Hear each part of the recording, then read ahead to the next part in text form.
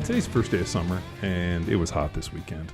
Yeah. Like we had Father's Day yesterday, and there's a place on 290 called Dreamland that has like covered pickleball courts.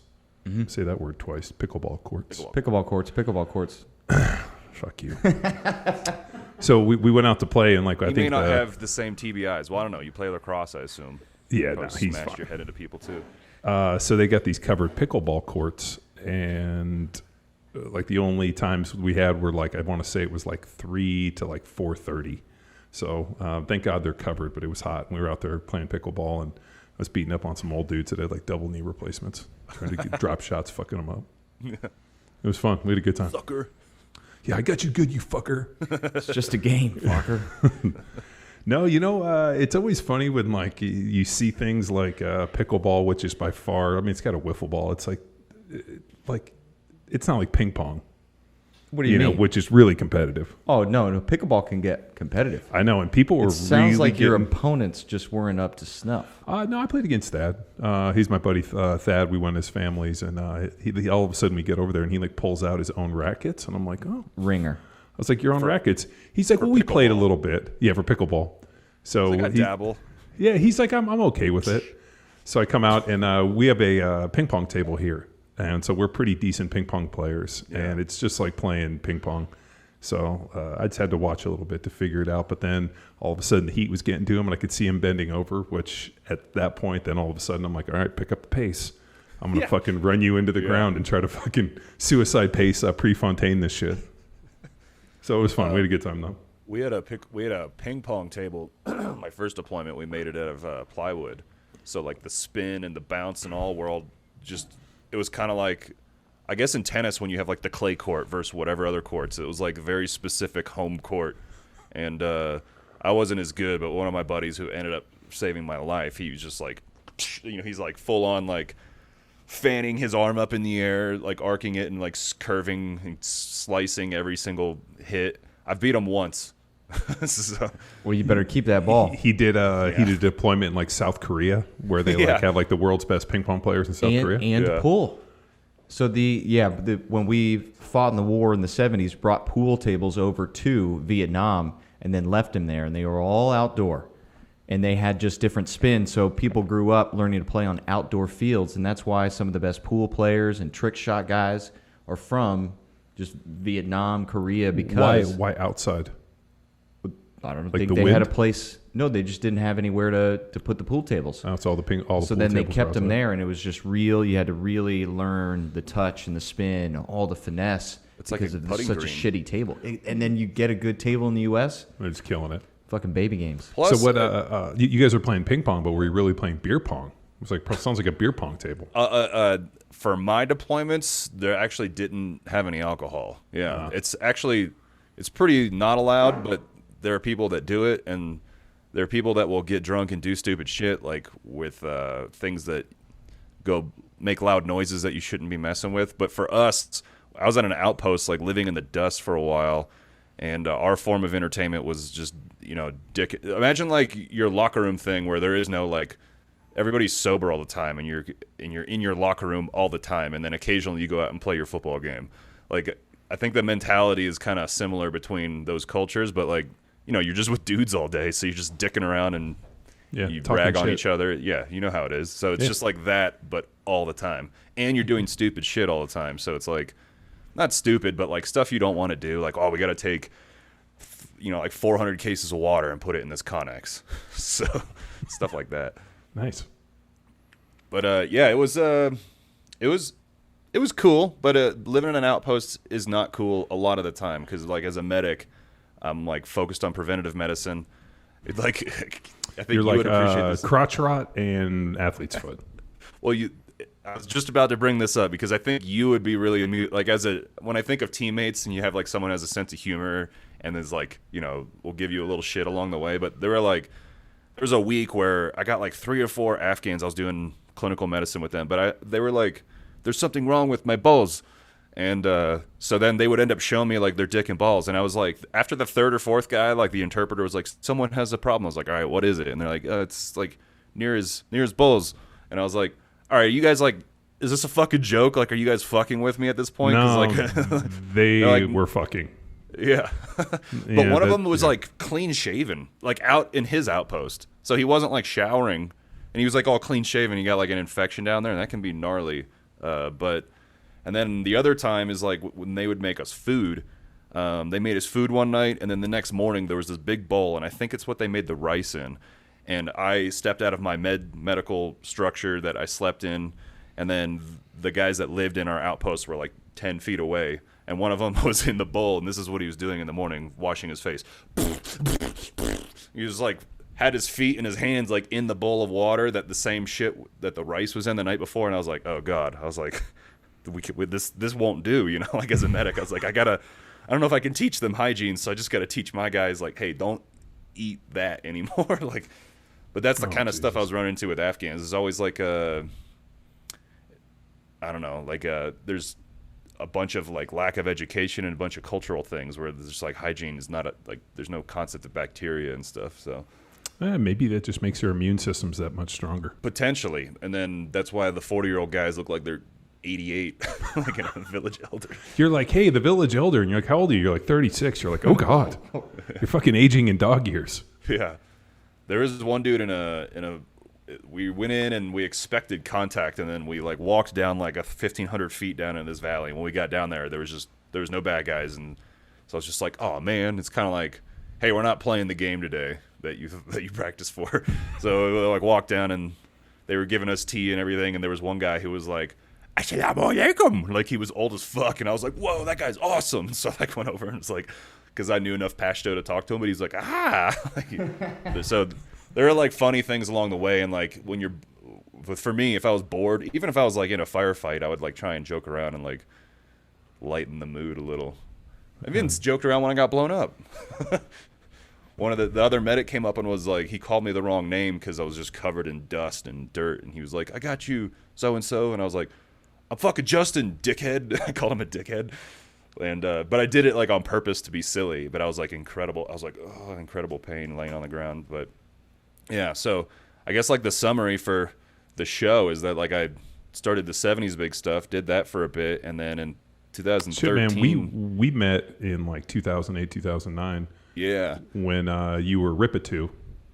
Yeah. Which means that you were Mark Ripto's assistant. So we had Ripato and Ripatu. Yes. And yes, I was. I don't know if we ever called you that, but we used to we referred to you as Ripatu to Ripato, and he did not like that fucking at all. At which point just becomes like having to work it into every other gasoline. Yeah, oh, right. Like you can't. Like I tell my kids this. I'm like, if somebody ever gives you a nickname, just instantly own it. Tell them how great it is. It's the funniest thing. Call yourself that. Just own any nickname. If you don't like something, the minute that they see you don't, it just becomes fucking set in stone. Right. It's like it's a fantastic adaptation, and it like that feels very similar to like how I would interact with you, because I remember observing you do that with Rip, because my relationship with him at the time was such that I didn't really dick around with him. I didn't really like mock him, but you like openly did, and I thought it was hilarious. But yeah, so oh yeah, no, I mean, I could see him being mildly irritated by that. To this day, I still mock him. Like I'll call up and just randomly call him and be like, "Oh, you're alive," and he's like, "What?" I'm like, "No, I just." Thought you'd be dead by now. Justin, and like just to bust his I bust his balls, fucking, and I think I might be one of the only people that does it. And I just trying to be funny. Yeah.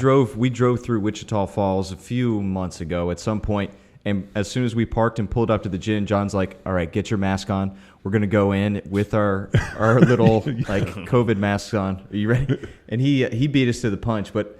I was in a truck and a trailer, and I just pulled it and like blocked the whole front of his building, and he fucking came running out and he's like, "Fuck it," like yelling at me. I'm like, I can't drive a trailer, just fucking with him.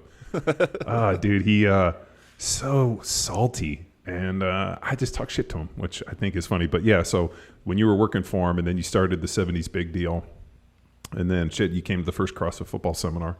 Yeah, we taught and in rolled Costa my Mesa. ankle like we were just doing some high knee stuff, some real basic, and he's a college football player, good athlete, explosive dude. All of a sudden starts doing it. I think the problem was you stayed at Brian McKenzie's house. And he got me all loose. Well, Too no. Loosey-goosey? He's just a huge pussy, and his fucking you slept in his bed of mediocrity. So you came out and then actually rolled your ankle, which I told you I was like, stay away from Mackenzie. I mean, injuries, mediocrity, and just all around shittiness just fucking prevails. That just dude. to clarify, it wasn't just high knees. It was what are things that when you skip vertically really high, the power A's or like power skips. Yeah, so I was doing a power skip, and I had a decent vertical for being like a white dude that wasn't very fast. You could fucking jump. But I jumped. You used really to be high. able to jump. I was just like, oh yeah, and then came down on my ankle. And one of the benefits of this situation is I don't have that ankle to worry about anymore. I just have to balance on fake ones now. Well, but get rid of that fucking ankle. But I mean, dude, real good athlete, like real explosive, real twitchy. I remember watching him squat and, the whole rip squat. And I remember thinking like, fuck, if we could just get this dude to squat better, he would probably be way more fucking explosive. I moved to high bar when I left his gym, and then I was preparing for the military, so I kind of maintained my body weight and just tried to like see how high I could get my strength while doing some conditioning and sprinting and shit. But how did you pivot? I mean, you were doing 70s big, you were working for RIP, and then you started doing a bunch of online. I mean, really one of those like, I mean, geez, like when I think back about like CrossFit football, 70s big, I mean, like there really wasn't anybody else that was actually putting out some decent information. I appreciate that. How did you kind of pivot and decide, hey, I'm going to go into the military and do what you're doing now? Or doing what you did then? Well, Rip and I left without like being cordial. I met I met my wife, and then we are divorced now. But I met her during that time, and she lived somewhere else because she was in the Air Force. And so I was kind of like, I was gonna leave, and things were kind of getting weird. And I let him know that I was gonna be leaving, like in, let's say, June or something like that. And then then he was like, well, why don't you just leave now? And I was like, all right. So that's kind of like how that started. But I had already started 70s Big the previous fall and started doing seminars. And I don't know if that was irritating to him or whatever, but I was trying to do it in a way that was different than what he was offering. And then obviously I had like the whole education plus, I don't know if you'd say entertainment, but like nonsense along the way, because that's how I teach. Even in the military, when I teach things, it just be nonsensical and to try and garner that male attention to listen to me. But the pivot came with, I started working with a lot of special operations guys, and I always had in the back of my mind like that I was considering something in the military. And actually, when I left my grad school program, before I got to Rip's gym, I was like contracted to go to OCS for the Marine Corps. And then I quit that after quitting grad school. So just quitting a bunch of stuff before I went to Rips. And then you quit everything, and then you ran off to Wichita Falls. Yeah. Hold on. The paradise of Wichita Falls, mind you. Yeah, I mean, for those I lived in a lot of shitty places. You're like, I basically lived. So what Justin was talking about earlier, we had this deal in the military. They had this like genius idea that we were going to basically take like a chessboard model, and we were going to build these little castles out of like rock. They would just drop these rocks in the middle, and then they'd build like a little outpost, and then they'd stick these dudes out there as like castles. So that's what he was talking about, which is probably nicer than Wichita Falls. You know what? The company was better. So I was working with a bunch of special operations guys, and then I started looking into jobs where I could get immediately into some sort of SOF element. And early on, I was looking at pararescue, but I was looking because I had a degree, so I was looking at like officer options because I knew from being with my ex-wife, she was an officer, and there was like just a difference there. But what eventually I learned that with, especially in SOF, it's very blatant. But the officers are like managers of personnel in a sense, but they're more so managing the bureaucratic bullshit from the top down to their guys. So that's not like a cool job from my perspective. And so I wanted to be the dude to do it, and pararescue didn't really offer that. And some jobs, they require you to spend some time in the regular military before you go to SOF. And so that's how I got turned on to the 18 X-ray contract, which is the 18 series is Army Special Forces. And so you go to basic and like airborne school, and then you go to Fort Bragg, and you have a slot to go to selection. And if you make it, then you go into the Q course. So that's the route I chose, and I just wanted to be a dude and that challenge, and that I was really missing that team thing, like because I played 1 year of really shitty college football, and I really loved that whole team environment, and I wanted that, which you definitely get in SF. And then I wanted to I basically be in combat, and that was cool until it wasn't. But that's how I got into it. And then so I left in February of 13, and then it took 3 whole years to become a Green Beret, and I didn't even fucking recycle anything. It's just that there's 9 months of a medical training we do in addition to the normal Q course as medics. And then the Q course itself was like 18 months, because there's like 6 months of language at the end of it. Do like small unit tactics, SEER. There's a whole like culmination exercise of Robin Sage, and you do your MOS training or your job training in there too. It's like 4 months of just that. So, yeah, it was kind of like doing, I don't know, an advanced degree for definitely medical stuff, because my scope of practice was like a physician's assistant plus some surgery, like trauma surgery, like amputations, fasciotomies, escharotomies, wound debridement, and then running anesthesia and like veterinary stuff. So it's like this broad jack of all trades approach to medicine, but we're like experts in trauma medicine. And then as a Green Beret, like once you show up, then the real work begins, because you're a team guy in the sense that you do anything that anybody would do on the team. So you cultivate your skills of shoot, move, medicate, communicate, and medicate.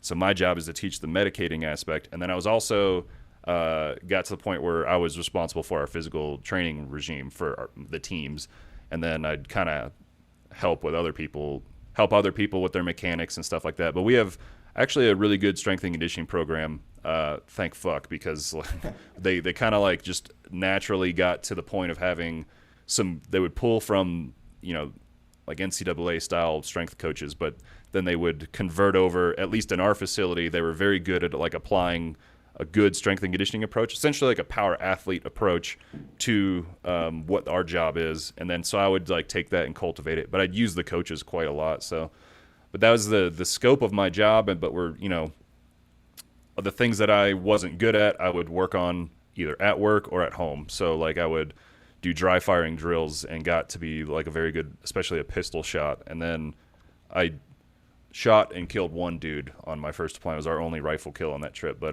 nice. So it paid off, I guess, when I hunted a guy. But other than that, it's just like putting all the work in to prepare for combat. And I had almost a year to prepare for the first trip, and then in September of 17, deployed to Afghanistan in the area where the Pakistan and Afghan border meet, and that's where ISIS-K, it's an offshoot of ISIS, was just doing ISIS things, like literally terrorizing villages, and like they would take all the village elders and like put them on a strand of det cord and just like blow them up and shit, and make propaganda videos. And so these areas were being taken by ISIS, which were like enacting like a really severe Sharia law. Even the Taliban doesn't like ISIS, so like the Taliban wouldn't attack us. But none of those people like each other.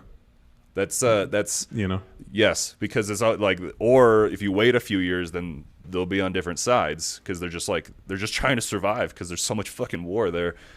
But yeah, so that deployment was rowdy. I was living in an outpost, doing a lot of combat things, daytime combat, like mostly valley clearance stuff, which is not the normal SF mission of going in and doing raids at night somewhere. So a lot of like airstrikes. I've had some close encounters, not in a house, but like 60-meter. I'm pinned down by a machine gun that's like 60 meters away. I've been shot at narrowly missed by multiple RPGs and sniper contacts. So I got like the full gamut of like the Soviet weapon firefight, like the variety of the Soviet weapons where I was engaged with. And then had 11 months in between my deployments.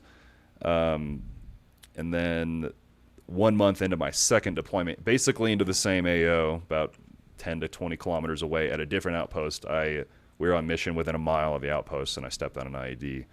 That's kind of the quick everything from Justin joining the military to Justin getting blown up. So, oh shit, dude. It was. But yeah, with war stuff and with respect to strength and conditioning, like I learned a lot. Like by we live in Colorado for my unit. Was in 10th Special Forces Group.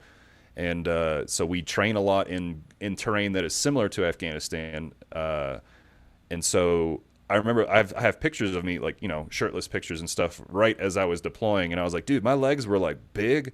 And then my arms weren't as big as they are now because I was just in mountain shape and like shooting shape of just the only thing I'm moving around. I would still train and lift and everything, but I'm like moving that gun around and like wearing heavy ass kit or ruck all the time. And the farthest I've ever run was probably 200, maybe 250 meters across an open ground, like fucking scared as shit because it was just very open and everything. But other than that, it's like you walk around and then it might be like those short sprints. So it's like, whether it's like 70s big or power athlete, like we kind of come to these summaries of this is strength and conditioning applied to the activity that you're preparing for, and that seems to be your guys' thing that you prepare power athletes for. And I think it's a great training modality. And you add in, I would have a sprint every week, but some of the things I learned from that were, first off, once your bout of effort is over, the work is not over. So like I would have us sprint. Like if we were on our last couple reps of 400 meters, for example, I would have us then, okay, now you have to run like a 200 meter, but it can be a jogging pace after your 400. Or sometimes I'd have us take a knee because then you have to recover while taking a knee. And instead of just walking and, you know, put your hands on your head and like suck the air in as much as you can, but like get down behind cover basically, maybe have to put a tourniquet on or do something that is a part of our job, and then get up and jog another 200 while your substrates are still kind of tapped out. So I use a lot of like lactate threshold type sprints where you run like 600 to 800 meters at like a maybe 75-80% pace. So something like we would run for something a little between like 7 and 8 minute mile pace. And then after that, then we would have like a 15 to 20 second rest and then do like a hill sprint.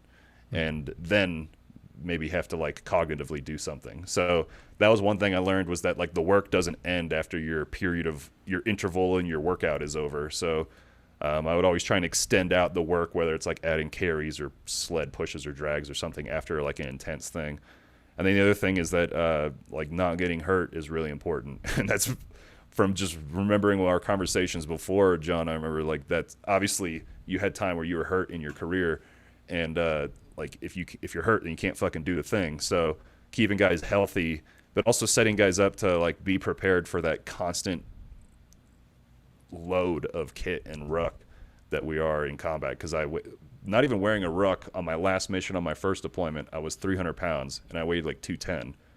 So just with my aid bag, grenades, ammo, food, water, and shit, it was like 90 pounds. And that was just what I was cruising around with to run around for one day to assault like 50 compounds or whatever. So yeah, but the training aspect of it was interesting, and it helped me cultivate how like you can do some specificity based stuff, but it's still like general. You're still doing like, you know, a lot of muscle, a lot of joints moving, a lot of like metabolic demand, and then trying to set people up for success, because you got to be strong to like maintain that shit. The guys that weren't strong or smaller, you could tell, like if we were on multi-day missions, that if they were up all night, then, you know, it's just like anything. If you're running at 80% of your fucking max 1RM capacity, hypothetically, and I'm running at my like 50% because I'm stronger or like a little bigger, like they're just a little bit more fatigued, and who knows how that could play out in like a worst case scenario. But that's a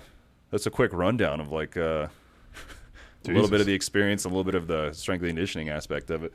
No, I remember the first time when I got contracted by NSW to come in, they were using more like a triathlon model, you know, long swim, you know, long bike ride, long run, big bench press deal.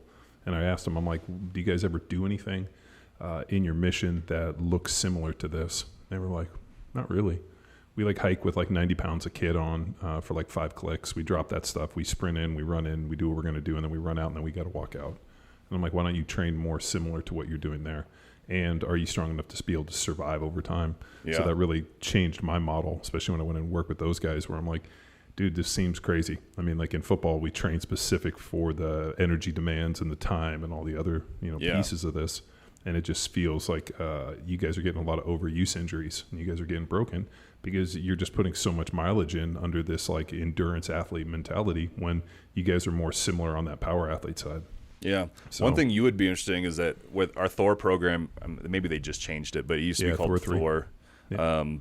But there's a lot of like agility drills in it, and so that I incorporated that more when I got there because like part of the assessment for SOCOM, at least with Army Special Forces, is to do a 5-10-5 shuttle in there.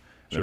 There's like broad jump, and then there's what is it, the 300-meter shuttle? Mm-hmm. The 650s. Yeah, the 300 the conditioning. They basically just stole all that from like a coach's training manual in college football. So they're going to run short shuttle, long shuttle, broad jump, vertical jump, and then 300-meter shuttles. Yeah, and there's a deadlift. There's some lifting in there, like I think a deadlift. I don't think they press, but I think they bent like a squat bench dead and a weighted pull up. I think are some of the lifts. Yep.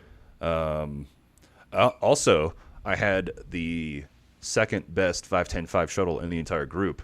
And I hope so. You were a pretty good athlete, dude. Most of the guys that we've ran into, well, but it's kind of interesting. Like I think everybody has this idea that the guys in this SOCOM soft deal are these like uber athletes, and I tell them like some of the, and this isn't generally true, but I've encountered some really shitty athletes in there. No, for sure. But what was unique about these guys was their ability to suffer and to be able to last longer than anybody.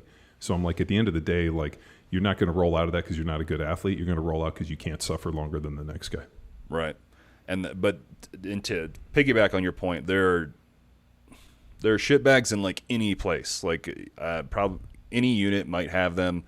They can be on any team. And so, but also in addition to that, there's just so much shit to do as a Green Beret that if you're going to try and have a family on top of that, like I didn't have a family, so I would lift in my or when I got home at night, I would be lifting in the dark, like, well, I had lights on in the garage, but lifting at nighttime. Sounds and, like a practicing song, lifting in the dark. Yeah.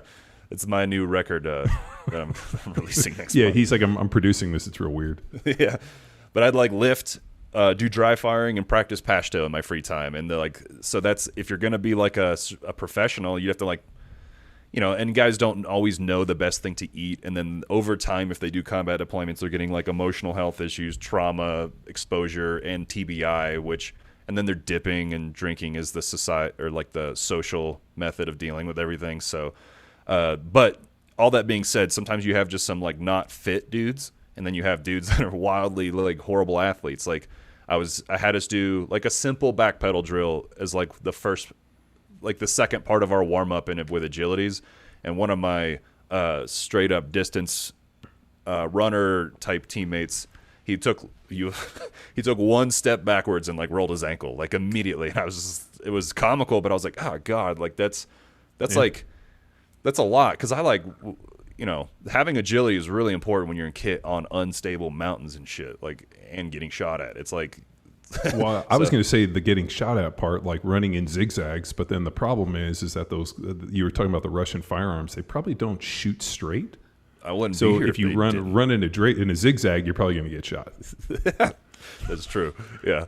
You try and cartoon it, then you're just going to run into the projectile. Dude, some of the pictures of those AK-47s where like they're like stamped metal, and some dude in some like hut in the dirt is basically like knocking these things together. I'm like, there is no way those things are accurate. But if you see them, they're just shooting from the hip anyway.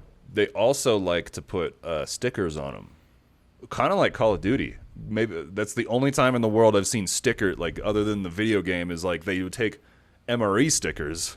Like, this is our partner force, not the bad guys. They would take like MRE stickers. It'd be like first strike bar, and they like put that on the magazine of their AK and stuff. We're like, why are they doing that? It's like, but they. Yeah, if they did, I think if either the skill of the guys I was fighting, because they do go through their own like training and stuff, but they're still like whatever fighters that are just in rural Pakistan and Afghanistan that get put on the front lines to face a giant bearded set of dudes like that are going to drop air bombs on them.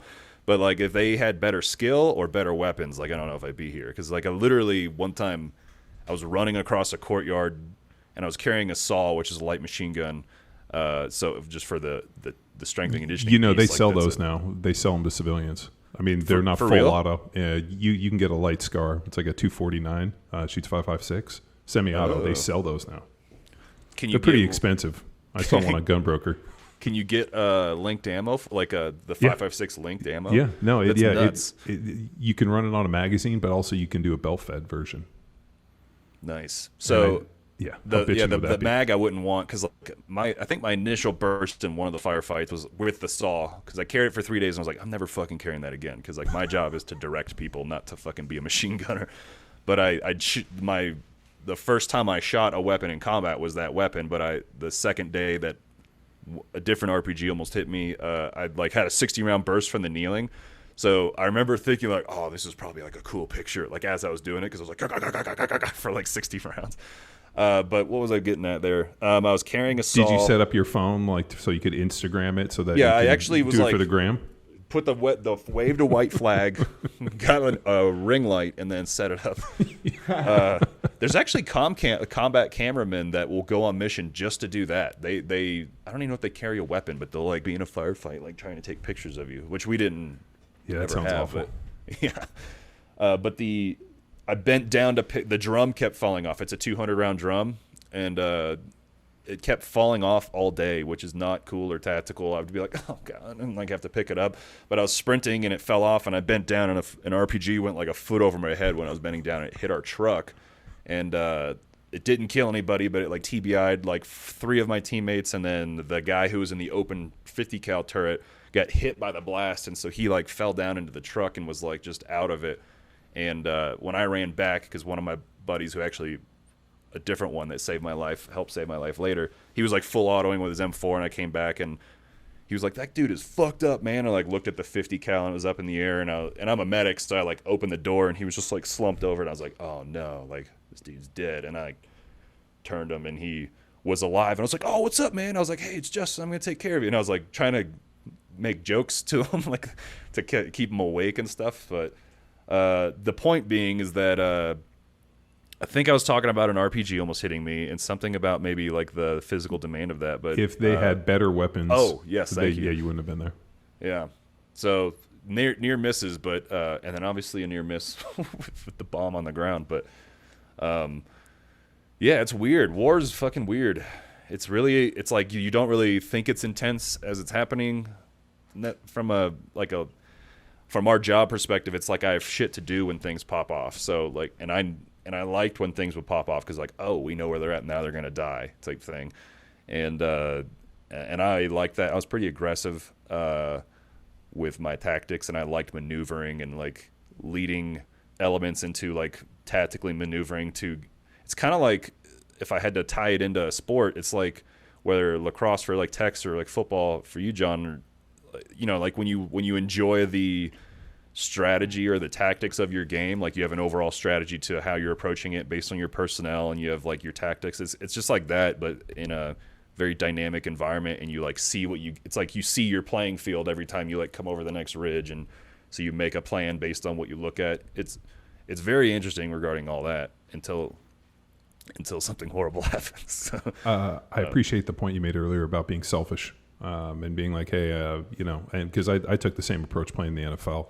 Yeah. I didn't have a family. I didn't get married because I knew it was extremely selfish. And I was always amazed that guys would have like marriage, kids, and keep it all together and do this. When I'm like, man, I'm just trying to do the best I can at this piece. Right. I can't imagine adding all these other elements. I mean, you go on deployment and you got a wife and kids to take care of, and you know, mortgages to pay and bills and that. I can't imagine that stress, especially when you're over there. Yeah, trying to do that. It takes like a strong spouse to support anybody, and that goes for other genders too. Like if someone has a stressful job, like a doctor, where people are dying all the time, it's like similar without the same danger, but it takes a strong spouse to support a dude. Probably the same thing for, especially with the NFL, because like I see a lot of similarities between like the NFL and the Army about, you know, when we think about head injury and the historical look at like how both organizations have looked at head injury. So I always think that it's interesting. Did the Army just deny it too? I mean, because the NFL, when I came in the NFL, they told me the only way you know you got a concussion is if you got knocked unconscious. And then 10 years later, they were like, hey, we need you to talk about concussions. I'm like, right. Yeah, no, I've never been knocked out. And they're like, well, we've changed that. Yeah. Now, anytime you hit your head and you feel disoriented, you hear any like noises, your eyes go cross-eyed, that's a concussion. And the lady looked at me and she's like, how many concussions have you had? I'm like, 70,000. Yeah. So it was. That's insane. Yeah, I mean, dude, I remember clear as day. They're like, you'll know you've had a concussion when you get knocked unconscious. But back before like 2010, like if you got a Purple Heart for a TBI, and you like in the infantry, like the dudes in the infantry were like, "Fuck you!" Like that's not a real injury. But then those are the same people that are not going to know their kids' names at 50. But yeah,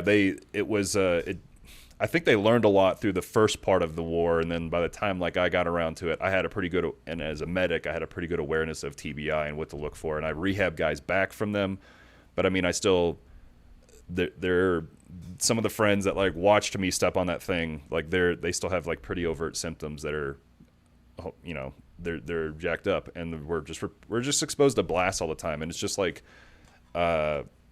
you're exposed to like that physical contact. So I wonder, I assume those micro traumas are the same, and I think the way that I've like looked at all this and researched it all is that they present the same and like the same problems. So and then regarding like how much, because certain guys that don't have a long career in the NFL don't have the same financial situation as someone who might have been in like 5+ years. What's the average time in NFL? Like less than 3 type thing? Yeah, the average is 3, a little over 3 years, but that's kind of misleading. It's probably maybe similar to you guys in that if you can do the job, you end up doing it for 10 years. I mean, think about Tom Brady's got like 20 years in. How many people have to show up, get a hot cup of coffee, and then get kicked out the door the very first day to even keep that average with a dude like Tom Brady? So what's fascinating in the NFL is most of I think, this is like 7 or 8 years ago, it was like 40,000 guys that played in the NFL. Less than 1,000 had played longer than 4 years. Damn. So it's just a really interesting thing where if you can play it from day one, you play for a long time, barring injury or something crazy happening. Yeah. If you can't play, you're not going to fucking be there very long. So that's what we used to say to the NFL men, not for long. Yeah. It means get the fuck out of here. Maybe this is my bias or something, but I almost feel like the NFL like and the Army sort of treat us differently when we're done with it too. Oh yeah, you mean the basically go fuck yourself, get out of here, and I hope you die a lonely death. Yeah, I mean, I had like the Secretary of the Army couldn't even promote me in a way that would increase my compensation. So I work with this the Special Forces Foundation. It's a charity, and the guy that runs it, his name's Gary Garza. He was a Green Beret he's been in like over 25 years or something, but he's about to get out, and he runs it, but he has solidified some deals with various NFL teams and stuff to kind of share networks on TBI providers and stuff like that. But so he's doing some essentially like sometimes the teams will do like these leadership things. And so the Green Berets, they have some sort of linking up where the Green Berets and NFL players like hang out and teach each other stuff. And so just from talking to him and like getting exposed to that, there is a lot of similarity. I feel like I could build rapport immediately by just making a joke like, the one thing between the both of us is that they're not going to give a shit about us once we're done with this job. So in the meantime, I didn't know that. If there's any way for you to reach out to them, I would love to come talk to those guys because I think I have not only a ton of experience on the NFL side, but also working as a contractor. I mean, we were in contracting for 2 years to go implement power athlete systems with the entire 18th Airborne Corps. Nice. So, which was for the big Army, which of course, that program kind of died because anything good gets killed off by the big Army. Yeah. I'm surprised that there was even the taking the chance to do something with that because it's very rare to get like contracting jobs that are cool, that are actually like useful for the regular Army. Yeah, no, what they were, like the injury rate was so high and those guys were like so many dudes were on profile that the Surgeons Corps actually brought us in to try to help them put in training systems to reduce injury to make these guys more deployable. And so we were in, we taught like 7, 8, 9 seminars for them in Fort Bragg. A couple years. Yeah, for a couple years, and then went into a contracting piece. And they wanted us to go and implement, across the 18th Airborne Corps. So it was a really interesting glimpse on the side of big Army because we'd always dealt on the SOCOM soft side. Yeah. Where guys have budgets, things happen really quick. You're working with the best and they want the best. Whereas the big Army, and we had so many random MOSs where these guys would come in and I'd be like, what's your deal? He's like, frontline generator mechanic. And when we went to do this, I was like, hey man, give me the most random stuff. Like give me like everybody. I just don't want a sample of one. I want a sample of everything and see if it works. And so it was real positive and it would have worked really well. which meant that they couldn't go take it to contracting because I think if something works too well, then they're not going to do it. Yeah. But in terms of working with the NFL players and Green Berets, man, if there's some way to connect, I would love to do Absolutely. that. Yeah, Gary is like he's like an awesome Green Beret. So like if there is, I give him contacts all the time because I kind of like I'm almost like a pilot study for finding new programs for the foundation. So I don't necessarily work for them, but I like feed them things. And he, if I give him something, he'll figure a fucking way out to like to make it work or to like work together and to expand both entities. Like because that was his job as like a human intelligence guy. Is like 'cause you immediately assess someone's like capabilities, limitations, and desires. And so if he's like, oh, this something can help us, it can help them, and he figures it out and makes it happen. But he would love to work with you. I know that there's definitely the there's either ideas that exist or ideas that don't exist to create something new. But yeah, he's done a couple of them. COVID like put a damper on all of it, but now it's starting to kind of resurrect. And I know that I think it was the Packers and the Cowboys so far that he's worked with. But and also they have. I don't know if Sornex is involved. I don't think it was, but like I know one of the things was in South Carolina, which is where their home base is. But yeah, there's definitely if there's a way to work together and it be fun for everybody and be effective for whoever it's being done for, then you and Gary I think would definitely flourish with that. Well, there's a lot of interesting stuff, and I think if at least when I talk to other NFL players or I talk to young guys, whatnot. If you're waiting to your first TBI to start kind of putting things in play, you're way behind the fucking curve. Yeah. I mean, there's so many things like, creatine is a neuroprotectant, avoiding alcohol and high amounts of sugar post brain injury because it crystallizes. Mm-hmm. I mean, I always thought that it was funny that the one thing you don't give on when somebody has a traumatic brain injury is like high doses of carbohydrates. And then, but yet you look at every NFL game and they're over there just shuttling Gatorade to us, which I always thought was kind of funny and ironic. Yeah. But like that piece, not drinking alcohol because that tends to crystallize, realizing the time in between, big hits, looking micronutrient deficiencies, what's going on in the gut, food. I mean, there's a million different ways to kind of skin it. And, I mean, it's kind of like those are the things that I did. And I think that's why I might not have the same problems today as some of my other teammates. So to clarify, you found some of those things during your career and were doing them as kind of like a preventative thing. Just not even knowing that that's what was preventing it. Gotcha. But I mean, I can't say I didn't drink alcohol after hitting my head in the wall on a Sunday. But like taking creatine, like I think I'm one of the longest continuous creatine users on the planet. I started when I was 14. So I got 30 years of taking creatine, and now all the research is coming out about ATP and neuroprotectants and this, and I'm like, I mean, actually, I was getting like micronutrient testing and all that blood work done. Oh, nice. My entire NFL career, and trying to maximize, and if there was a problem, not necessarily leaving those situations just to flourish. You learned about that creatine stuff. I think I don't know if it was after my first deployment, but I was implementing it. Like I told my team about, I gave them like a lesson on it and what they could be taking for their body weight and everything, and kind of dispelling, also wanting to try it out at home so we knew what their water retention or not would be with it, so that they would be able to, if they needed to modify. But like 2.5 grams for like a smaller dude is not going to do anything, and 5 grams really won't either. And all that bullshit where they were talking about hamstring pulls and dehydration and everything, I think was total red herring and bullshit. Yeah, I mean, never had any of those issues. I mean, obviously electrolytes would play a huge role in that, and if you're in a hot, salt or like a good salt intake. I mean, the fact that they recommend like a pinch of salt a day is fucking travesty. Mm-hmm. And then they wonder, I mean, if and I'm sure there are people that disagree, but what was that book, The Salt Fix? Yeah. Oh my God. Like it's pretty amazing when you start realizing that a lot of the recommendations, and then you think about how hot it is in Afghanistan and what you guys are doing in terms of that. Like it's got to be so just debilitating of salt electrolytes and dehydration and overheating. And I just talked with Rob Wolf, and he has that new company with his electrolyte product, and I'm an ambassador for it, but I was picking his brain. I interviewed him for my podcast. I was picking his brain about different elements of that's funny different aspects of the. That is a good one. That's a pun.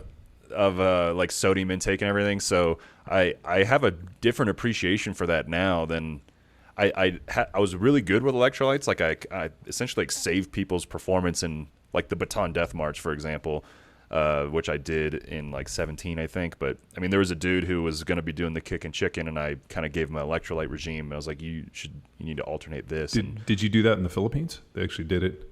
Oh, no, sorry. So there's a Baton Death March that's in New Mexico. It's a marathon, not humid, thank fuck, but there's like, you know, at 1.8 miles of like incline, and then on mile 21 or something, there's like ankle deep sand for a mile. So it's like really giant pain in the ass. I was like, why am I doing this? Like, I've already done shit like this because I had to. Like, why are we choosing to do this as a team? But yeah, that was hard.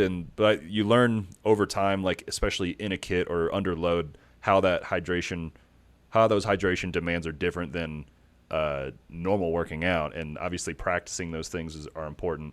But tying it back to the creatine, like that was something that I was excited about, because I was like, oh, you're going to have this creatine is going to be stored in the brain, and then once there's an injury and that blood glucose doesn't have the uptake it is supposed to because of the injury, that insult is preventing substrates from operating that brain, so the creatine's providing. So yeah, I wonder how, like, my brain injuries, I don't really have overt symptoms, and I wonder like my lifestyle factors and also maybe the creatine, and then my lifestyle factors afterwards, because that's a huge thing too. Do you have a sauna, John? Yeah, dude, I have an infrared sauna. I don't. Nice. I mean, it's so hot here in Texas. I'm not getting in the summer because we like live in a sauna. But yeah, there's sit outside. Man, there was just a lot of interesting observations that I made when I was playing.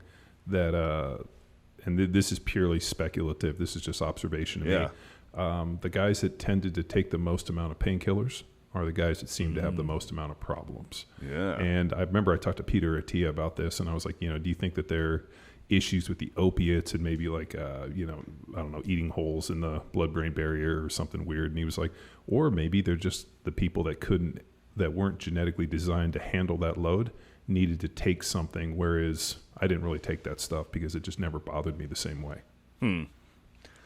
So, I mean, I used to watch guys pop pop them like breath mints. Yeah.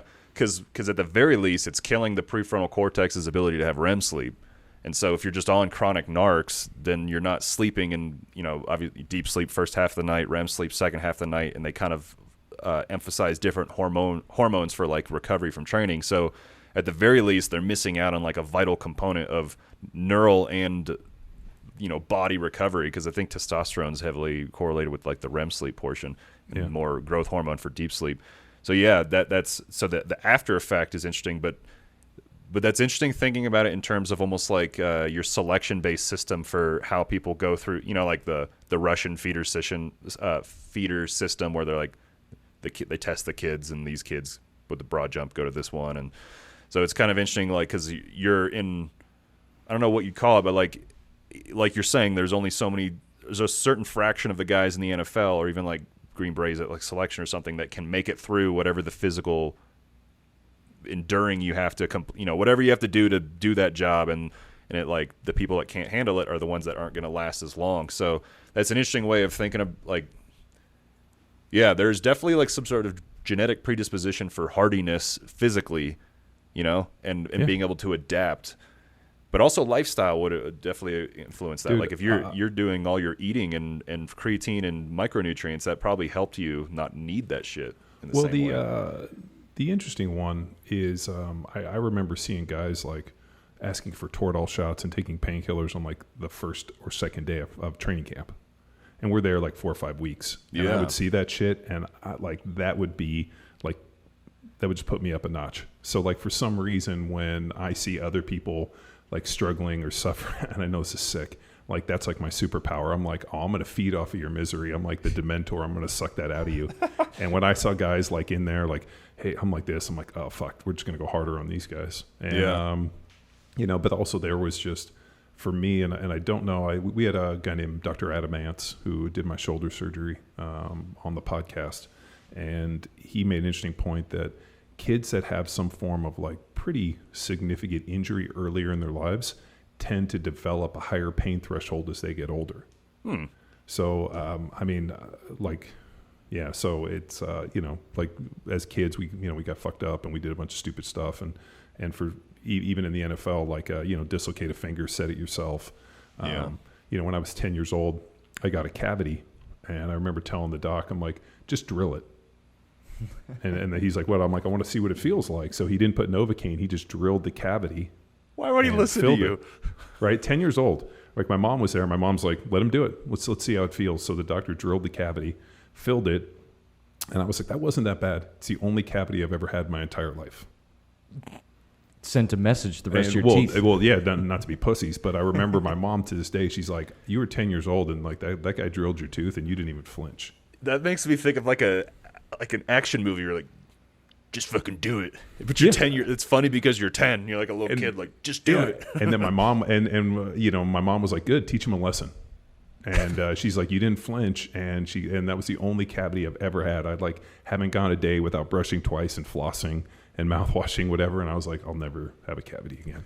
Question for both y'all. What's in the NFL or the Army? Like, what's the guys just got a request? Hey, I'm feeling this. Can I get the painkillers? Like, what is the process to get given these?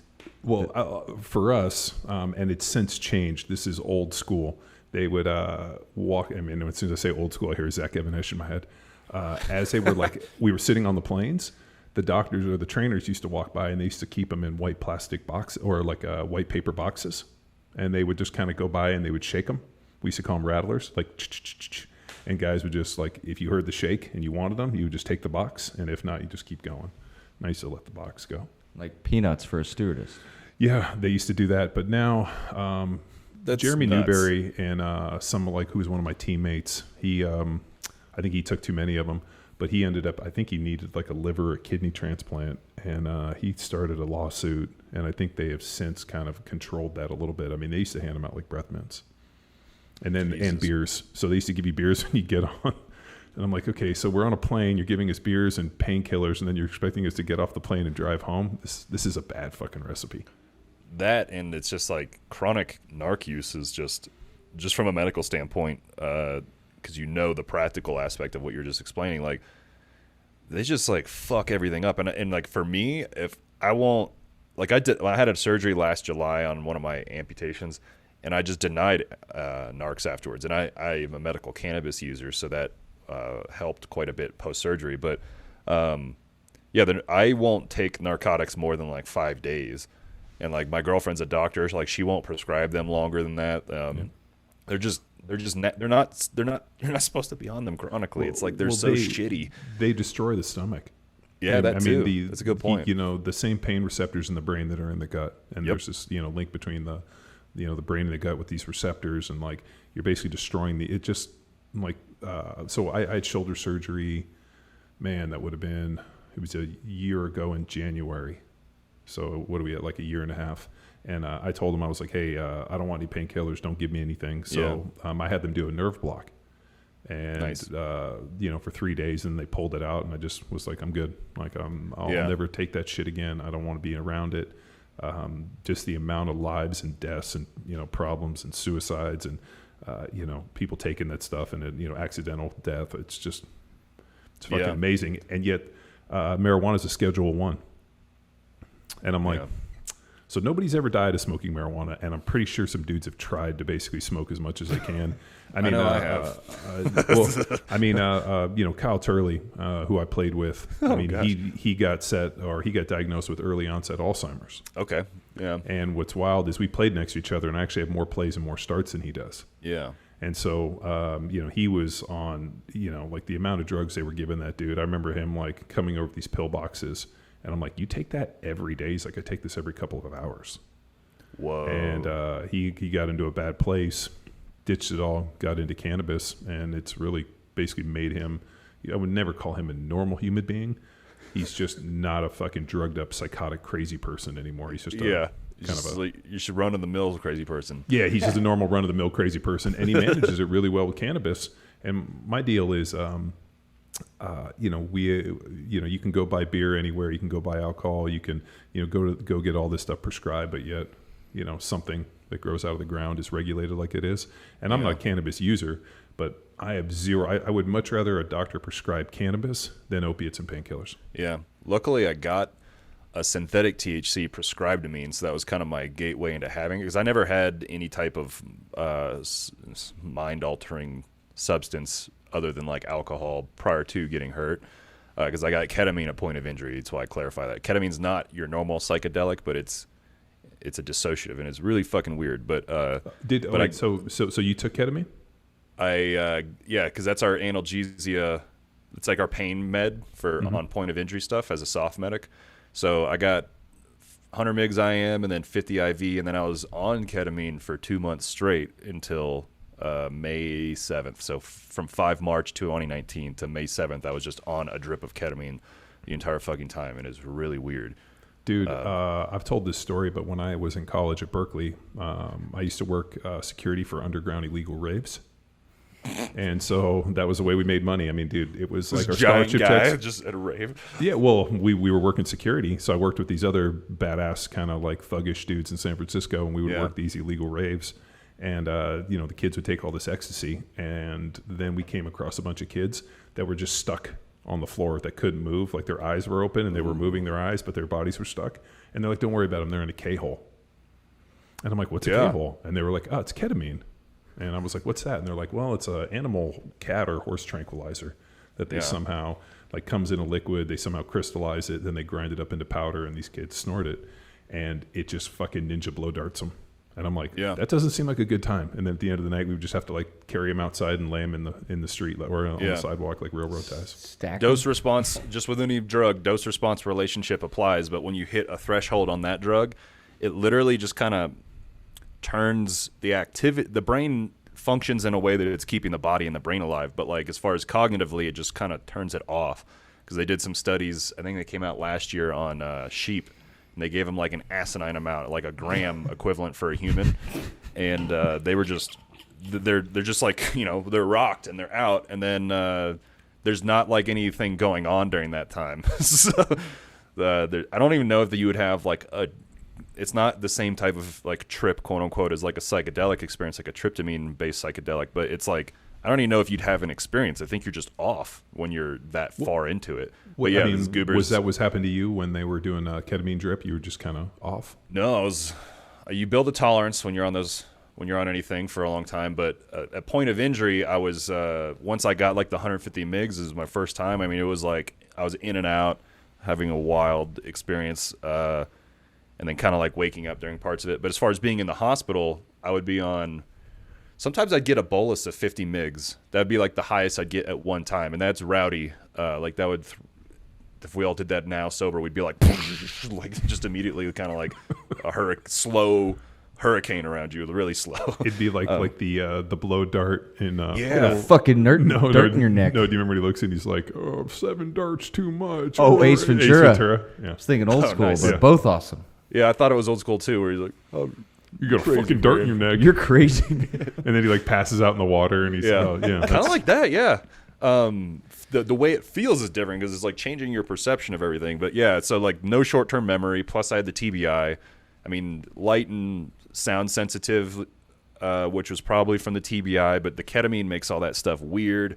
I remember like a doctor coming in like, "Hey, Justin, Doctor," and I was like, "Sir, you have got to be quiet." I was like, "You cannot fucking do that." I was like, you need to whisper today."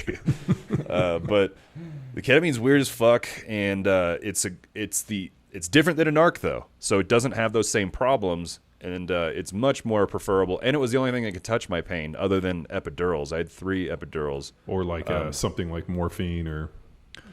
Morphine, narcs don't do much for me, and maybe because I had that predisposition to like not like them or to know that they were shitty. Well, there's genetics where, when I got my genetic stuff done, I remember one of like the elements is like, do opiates affect you? And there's certain people that have a genetic predisposition where they take them and they're fucking hooked. Other people that take them and they're like, I'm good. Yeah. It always just felt, it did take the edge off of my pain, especially when I was having to wean off of the ketamine.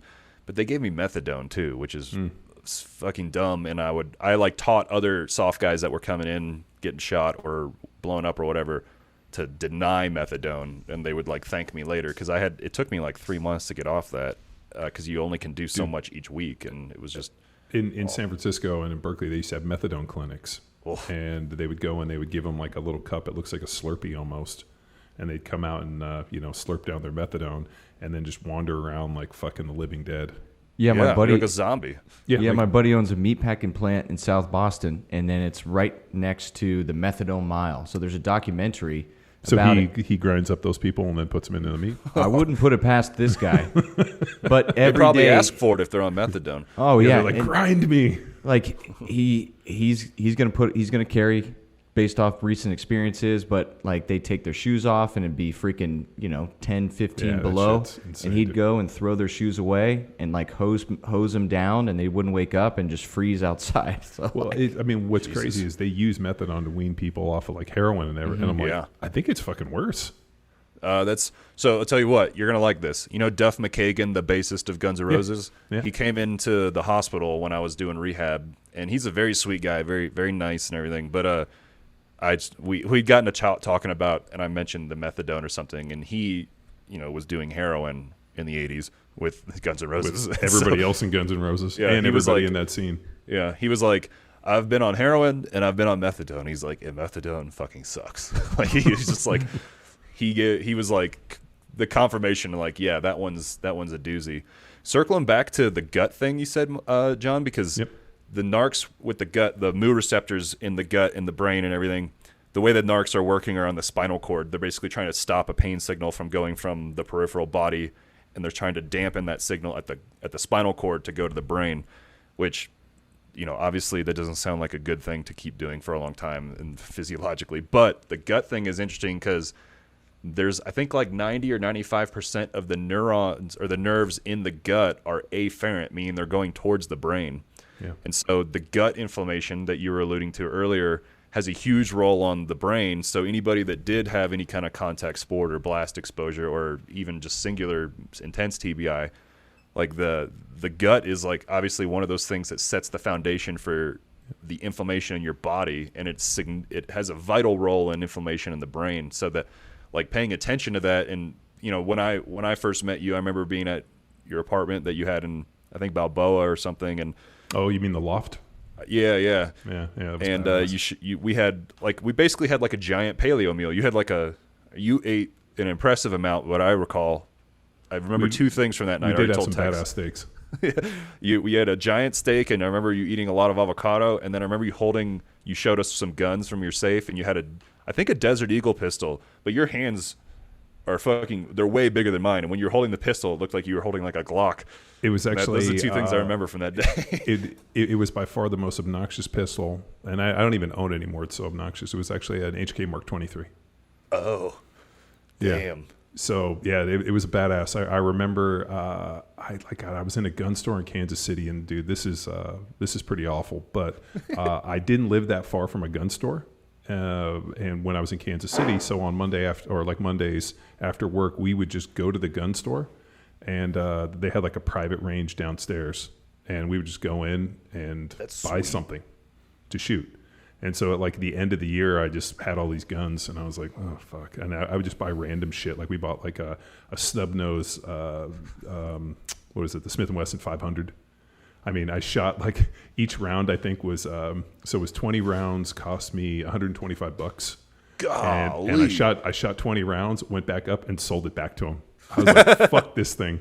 But yeah, I had that Mark 23, and that thing was, everybody bitched it was so big, but man, I kind of dug it. It was fucking massive. Yeah. How was the kick on it for you? You were able to recoil management? Or yeah, recoil, dude. excuse Yeah, me. Were you able to manage the recoil? Yeah, no, I don't get to do as much shooting as I like, but I still do a bunch of dry firing. So I still shoot out of a pistol rig and dry fire at least one or two Nice. nights a week. And then I hunt here on our property, so I get some decent confirmed kills in the middle of the night Nice. under thermal, and I got a badass badass like PBS 30 setup. You're pointing at the wall too. Yeah. Oh yeah. Yeah. I was back just about here. to ask you if you could shoot on your property. Yeah. Yeah, That's sweet. yeah. So those 3 deer I took here, and then that big boar I shot all under. Yeah, I mean the deer during the day, but obviously the boar and everything. I shoot the pigs at night with thermal. Nice. But I do have a badass PBS 30 that I put on one of my rifles, and that thing's a fucking laser. Nice. That's pretty sweet to because like we don't use thermal. It's mainly snipers that are going to use a thermal sight. So I've like dicked around with them, but I don't have a lot of time on them. I have a lot of time under nods. But to shoot are they like? They probably don't even know you're there, right? So I have cams, and so when the cams go up, I pop out, and then the thermal is so ridiculous to the point where it's kind of almost cheating. You like set it up, and you're like, oh, well, press play. It's like a video game, and then it goes out, and then I take the pigs and I drag them up into my neighbor's pasture and leave them at something I call the altar. It's like a whole bunch of rocks, and then it's pretty cool. But yeah, I mean, to the point where I've killed enough pigs where they won't even like come on our property anymore. They just stay on the other side of the fence. They're pretty smart. That's it's like you're running a compound on a deployment. Oh yeah, because like if the Afghans got on the ridge lines around us, like my chief wouldn't mortar them, but he would mortar close enough where they would not want to go up there anymore as a deterrent, like stay the fuck away type thing. Well, and the pigs are pretty smart, man. Yeah, like, I'm sure they're smarter than the Afghans, I would imagine. Do they have any? How do they taste? Are they worth keeping, or you just put them on the altar? The little ones, I know that people are going to freak out on this one. I'll keep the little ones. Normally what I'll do is if they're 50, 75 pounds, I'll keep them and I get them turned into dog food. And but the bigger ones like that one I shot was probably 300 pounds, 275, Whoa. 300.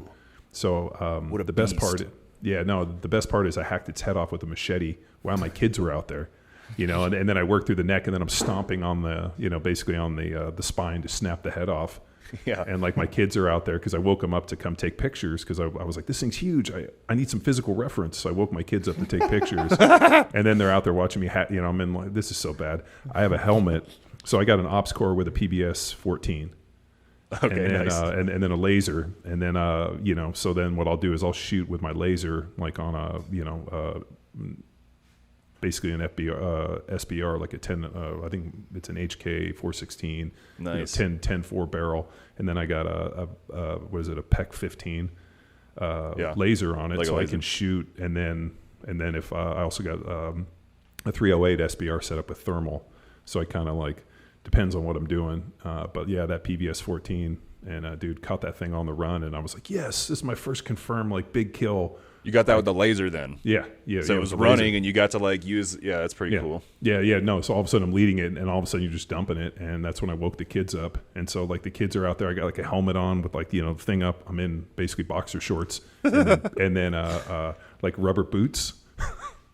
And I like my kids probably are like, my dad is insane. He's out in his underwear killing things and then hacking their heads off. I'm like, it's fine. Just stay over there. That's one of the closest things that you probably could have done to replicate what living on an outpost is like. Because we would just be like in little shorts and tank tops, and like if we needed to throw our kid on or whatever, there'd be like wild dogs out there. You might be interested in this. Is this podcast, when you guys release it, do you release video too? Yeah. Okay, check this out. This is the M4 I had when I got blown up. Oh, nice. And it got blown apart. The buttstock was blown apart. The like mad pull grip. Yeah, man, I got the same mat peel on the front of mine. Nice. Yep. The barrel's all bent and shit. But the so if file this away, but EOTech always guaranteed like that their shit would stay zeroed if it got broken or something. And my buddy, he was standing in front of me. He didn't lose any limbs, but his EOTech was also broken, and both of them held their zero. With broken glass, and that's no other optic can do that if it gets broken. So that's pretty cool. But yeah, got the laser on the end. This is all like inert now, which is why I have it. But yeah, so this is the thing I was carrying. Oh, the fucking rail's falling apart because it got broken. Here's a piece. But yeah, this is the shards of Narsil. Is that sword that was broken? Is it a Colt lower? Yeah. Yeah, is that the roll mark? Is it a Colt? I actually don't know. Like I knew a lot about this particular weapon system, but I'm not like as much of a gun guy as our weapons dudes. Actually, yep. It doesn't say like the model, but it is a Colt. It's a Colt. Yeah, I was always curious on the roll mark. Geisley state shoot triggers that have full auto, which I don't know what states you can do full auto in or whatever, but yeah, the Geisley. You know what? I meant to mention this earlier. Your HK 416. The guy who developed that, I'm friends with. Well, he he was in CAG for a long time, the Delta Force, and so he finished his career in R&D. But I didn't realize that he had done that, and we have a mutual friend and stuff. But he basically that gun exists because of him. So that's kind of cool. That like I was fortunate. I got the upper, and then the lower. I found a dude that was doing 80% billet lowers that matched the HK lower. So I took it. I actually machined it out so I could create an HK 416 pistol. We were living in California. Yeah. So it's got Geisy trigger. And then what I did is I went and we went over to Surefire, which were down the street. And at the time, Barry Duke was training with us, who's the head guy for or who does all their weapon stuff for Surefire. Oh. So we went over there just to go check all their shit out. And they had one. And it was the only one I'd ever seen. It was a military issue, you know, because they could have like post, you know, machine guns. So I snapped pictures and then went basically threw it up on my computer and knocked off all of the logos and designs. And then somehow figured out their font and then took it to a dude and he lasered it so I could have like an HK 416 pistol. You know? Nice. So yeah, and then when I moved to Texas, I just SBR'd it. Yeah. And man, that thing's been it's been a hammer, especially with the Surefire suppressor, man. The thing has been really well. Nice. I mean, dude, I've dumped a ton of ammo through that thing, and like I've gone to clean it and the thing is like spotless all the time. Yeah, because it's the piston, right? Yeah, I mean it's just super clean, and man, it's really like one of those things where I'm like, man, I know this thing's really expensive because there's probably gun people that are obsessed with HK and owning things that are like soft related and SOCOM and all that. Fuck, I just dump as much as I can through it. I'm like, I'm gonna shoot this motherfucker out. That's you probably have more time shooting with a suppressor than I do because when I was in combat, I just ran the gun as you saw it because if it was daytime. And the engagements were not typically closer than 50 meters, and like they knew where we were anyway because they could see us and they were setting up defensive fighting positions. But yeah, I just ran it like that. What's the farthest you've hit with your AR platform, like on a target or? You mean 5.56? Yeah. Oh man, I've never shot 5.56 out past maybe like $150. Yeah. Like so what's interesting is at least hunting here in Texas. I've shot plenty of boars with 5.56 and they've run off. Yeah, because it zips through them. Yeah, like it will, or it stays in them. I've killed boars, and they've had bullet wounds in them that have healed over. So they are by far like one of the most durable things I've ever come across. It's like a video game. So I just got pissed. So you either have to like hit them, like headshot them, like legitimate face shot, or if you shoot them in the body or in the ass or anywhere on the backside because they're kind of all front loaded with all their internals. So I just went to 308 because I got tired of chasing them, and I would have to go out and stalk them and go find them, and then they're like down in the creek, and I'm like, oh fuck, it's midnight, I gotta go get this thing, and so the little ones I'll shoot 5.56, but all the big ones I shoot 308 because I like to knock them down. Yeah. Plus they're fucking dangerous, aren't they? Like, can't they be fucking dangerous? Dude, the best was I came out and I shot one, and two others ran, and I chased them, like trying to run and trying to shoot them with the laser. And I remember thinking, like, if these things turned on me, like, this is a bad fucking idea. Yeah. And, so it was, it's been fun, but... You have the hunt. You have the thrill of the hunt, like, out your front door. Oh, yeah, no. And my wife, like, all of a sudden I'll be sitting there and the phone will buzz, and I'll, like, get big. She's like, are there pigs out there? I'm like, yeah, I'm going to go get them. Like, keep the kids inside. She's like, he's got to get it out of his system. No, well, they're super destructive. So we went away for like 4 or 5 days, and it must have been about 18 pigs came through, or 30 pigs, and just decimated our pasture. So I went out there because our neighbor's got a horse school and a whole bunch of horses. So she turns all of her horses out in our pastures in exchange for my daughter to ride. And we're just doing some neighborly trade. And so all of a sudden the pigs dig holes. And so she didn't want to turn the horses out. So I had to go fix all of that, like dig it up, bring earth in, get it all done. And so it took me like 8 hours to fix the entire pasture. And at that point, I was like, shit's on. So do you think they sensed the alpha's gone? Let's go fuck his shit up. Well, they're pretty smart. Like if they see like lights on and they know I'm home, then they're going to come fuck shit up. If the lights are on and they know that they think I'm there, they're going to come in, or they're just going to stay away. That's interesting because they probably like tentatively look. It's like, I don't know, they're just like a destructive little fucker. And then there are not many people that live in areas where they have to deal with a wildlife pest. And so like the concept of hunting is foreign to them. You know, there's tons of people like that. But like when there's truly like of monetary and time damage from this bullshit animal, and then you're like, yeah, now I need to actually defend this property. Do you have any dogs or anything, or any other animals? Yeah, no, I got 2 pit bulls, but they're huge pussies. My one pit bull is the sweetest animal. He's so dumb though, and my other pit bull's kind of lazy. So like I was thinking like the next dog I'm getting, I'm either going to get like a Bora Bull or not a Bora Bull, like a Dogo Argentino, which are like those big white like Argentinian Mastiffs that they use to like hunt boars. Yeah. I'm going to get one of those, and I'm going to put battle armor on them, and then we're going to go out there and we're going to go get those pigs. I mean, it's kind of crazy, man. Like, at least at our place, I was literally killing them every single night. Like I would, like the cams were coming up, and like, dude, I have a 308 with a pretty nice night force. It's like a 4-16 that I would put that PBS 30. I just left it outside on a picnic table, like on our backyard, and then I'd have all my gear stashed. And when the lights would go on, like wherever I was, I would just go sight them on that, or go get my rifle. And dude, I was pretty aggressively attacking them. And then all of a sudden, I didn't see one for like 6 months. And then I went over into my neighbor's pasture because he's old, and I go check his stuff out, and his pasture was decimated. Like they were staying on that side of the fence. So that was pretty wild. So then I had to go move all my cams and like reposition, and then I've been restocking them.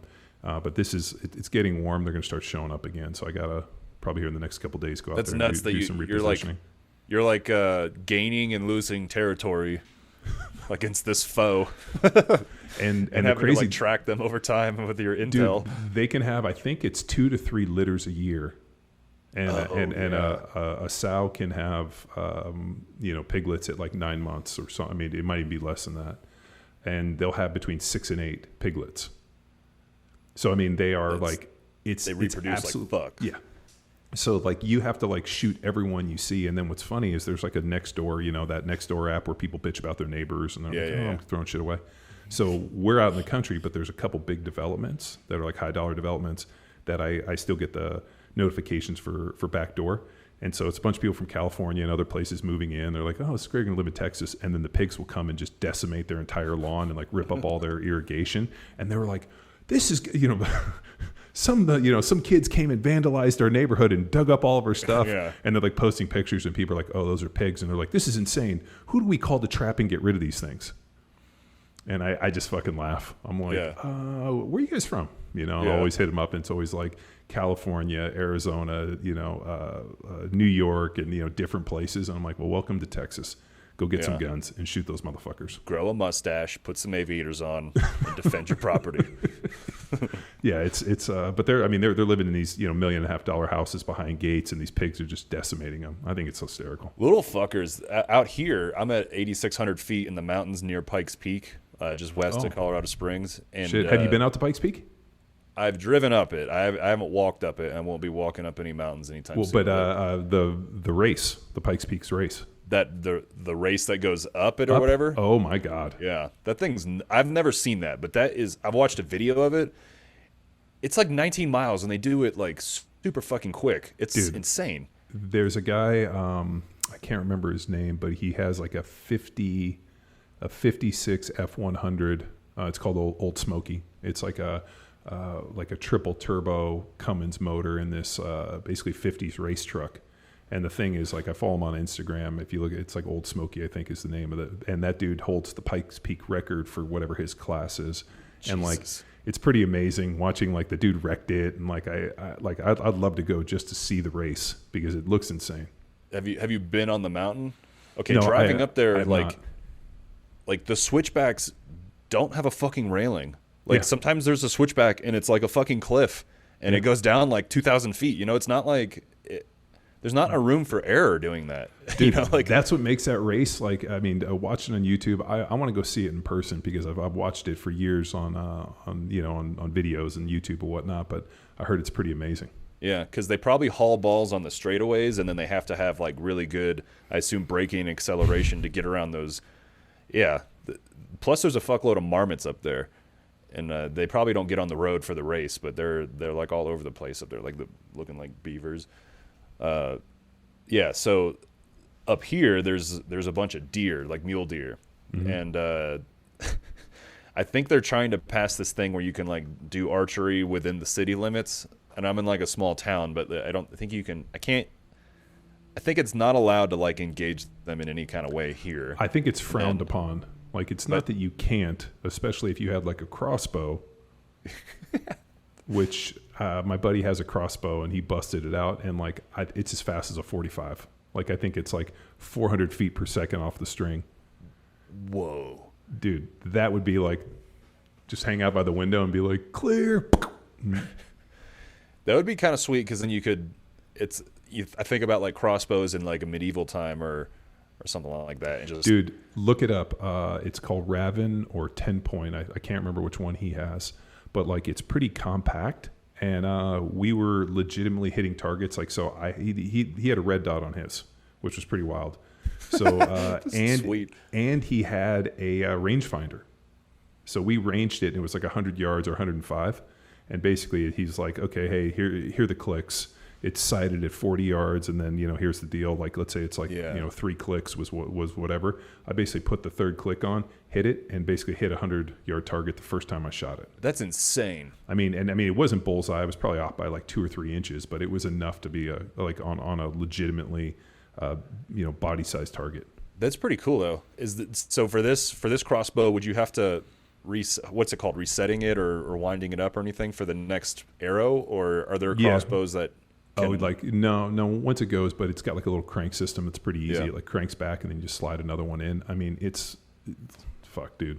If like Genghis Khan had these, we'd all be speaking Mongolian. Yeah. I mean, dude, like those crossbows. I don't think I've shot a crossbow. Yeah, that's sweet because like 100 meters is like, I mean, there's a lot of people can't hit with a fucking any kind of iron sight or any kind of optic with that, but. Well, crossbows. I just pulled one up. They got a sight on this one. Yes, they're not cheap. No, they're expensive. Yeah, they're not cheap. Yep, that's it. Does he use them for any? Is he in Texas? This guy, and does he use them on animals, or is it like a recreational thing? Yeah, so you can hunt. So in Texas, you can hunt invasive species all year round, and then you obviously during deer season and there's bow season, you can use a crossbow during bow season. That's pretty sick. Oh, dude, they are. I mean, and it's like me being, of course, a little odd. I just was imagining. I was like, can you imagine doing a drive-by shooting with this thing? like it's one thing to get shot with a bullet, but all of a sudden you got like basically like a bolt or a broomstick sticking out. You're like, yeah. Would it's kind of like Mad Max? Mad Max 2 in particular, because they have those little tiny crossbows that keep shooting in people's chests. Oh, dude, that'd be great. When I was in near Fort Hood, we were doing some pre-deployment training, and that's the area, and you tell me more about this because you live out there, where some of those African species of like the dick and stuff, like there's like random like weird African animals that are just out when you were in California, in Central California. Fort Hood. Fort I'm sorry, here in Texas. So not Fort Hood, Fort Bliss in near where the fuck is that? No, there's allegedly there are more African lions in Texas than there are in Africa. Whoa. So when you drive around Texas, you'll go and there'll be all these like kind of like real high fences, and a lot of times with the high fences, they have exotics, and so like if you go down 12, like you're going to Driftwood to where Salt Lake is, there's a huge bunch of ostriches. So I came across like a school of like 100, or I guess a flock of like 100 ostriches just like hanging out, and I was like, oh, and I've gone by, I've seen zebras, I've seen giraffe, and just crazy stuff driving around. What kind of land is that on? Is that private land or just like some of the protected area? Only 3% of Texas is public land. Everything's owned here. So these guys have like 10,000 acres, and money, and they basically put up high fences, and then they just go get a bunch of exotics, and because they're invasive and they're not Texas native, they're not subject to hunting. So you can hunt those like, have you ever seen, what are those big spotted deer? It'll come to me in a second.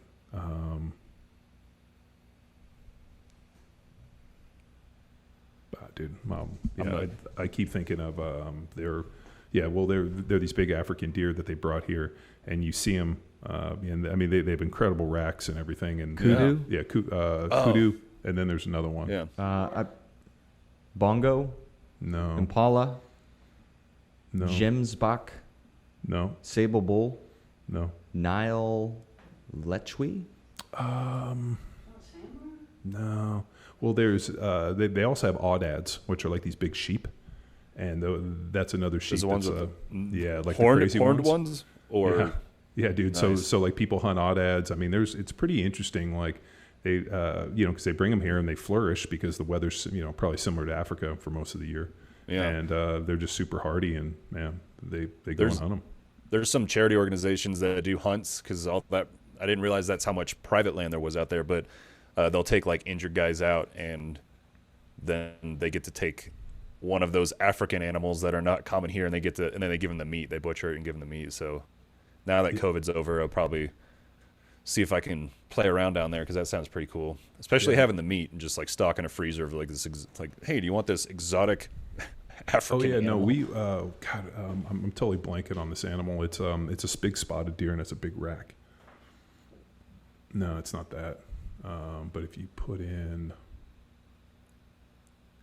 I can't believe I'm dropping a blank on this. Are they do any of those different species, like do they demand a different hunting style or tactic compared to what your traditional whitetail or something like that would have? I will say whitetail are I mean, obviously we kill a decent amount of them, but dude, they are because they're they're not intelligent at all, but they're so like emotionally probably intelligent or just like so scared and like so open to fright that like at least where we are, because I hunt them, they are pretty agile. But the problem is in Lakeway and like a lot of the planned communities and things that are inside the city limits, because the deer don't get hunted and they haven't been hunted for years. They're pretty much like pets, where they like come up and they eat people's like yards and they hang out.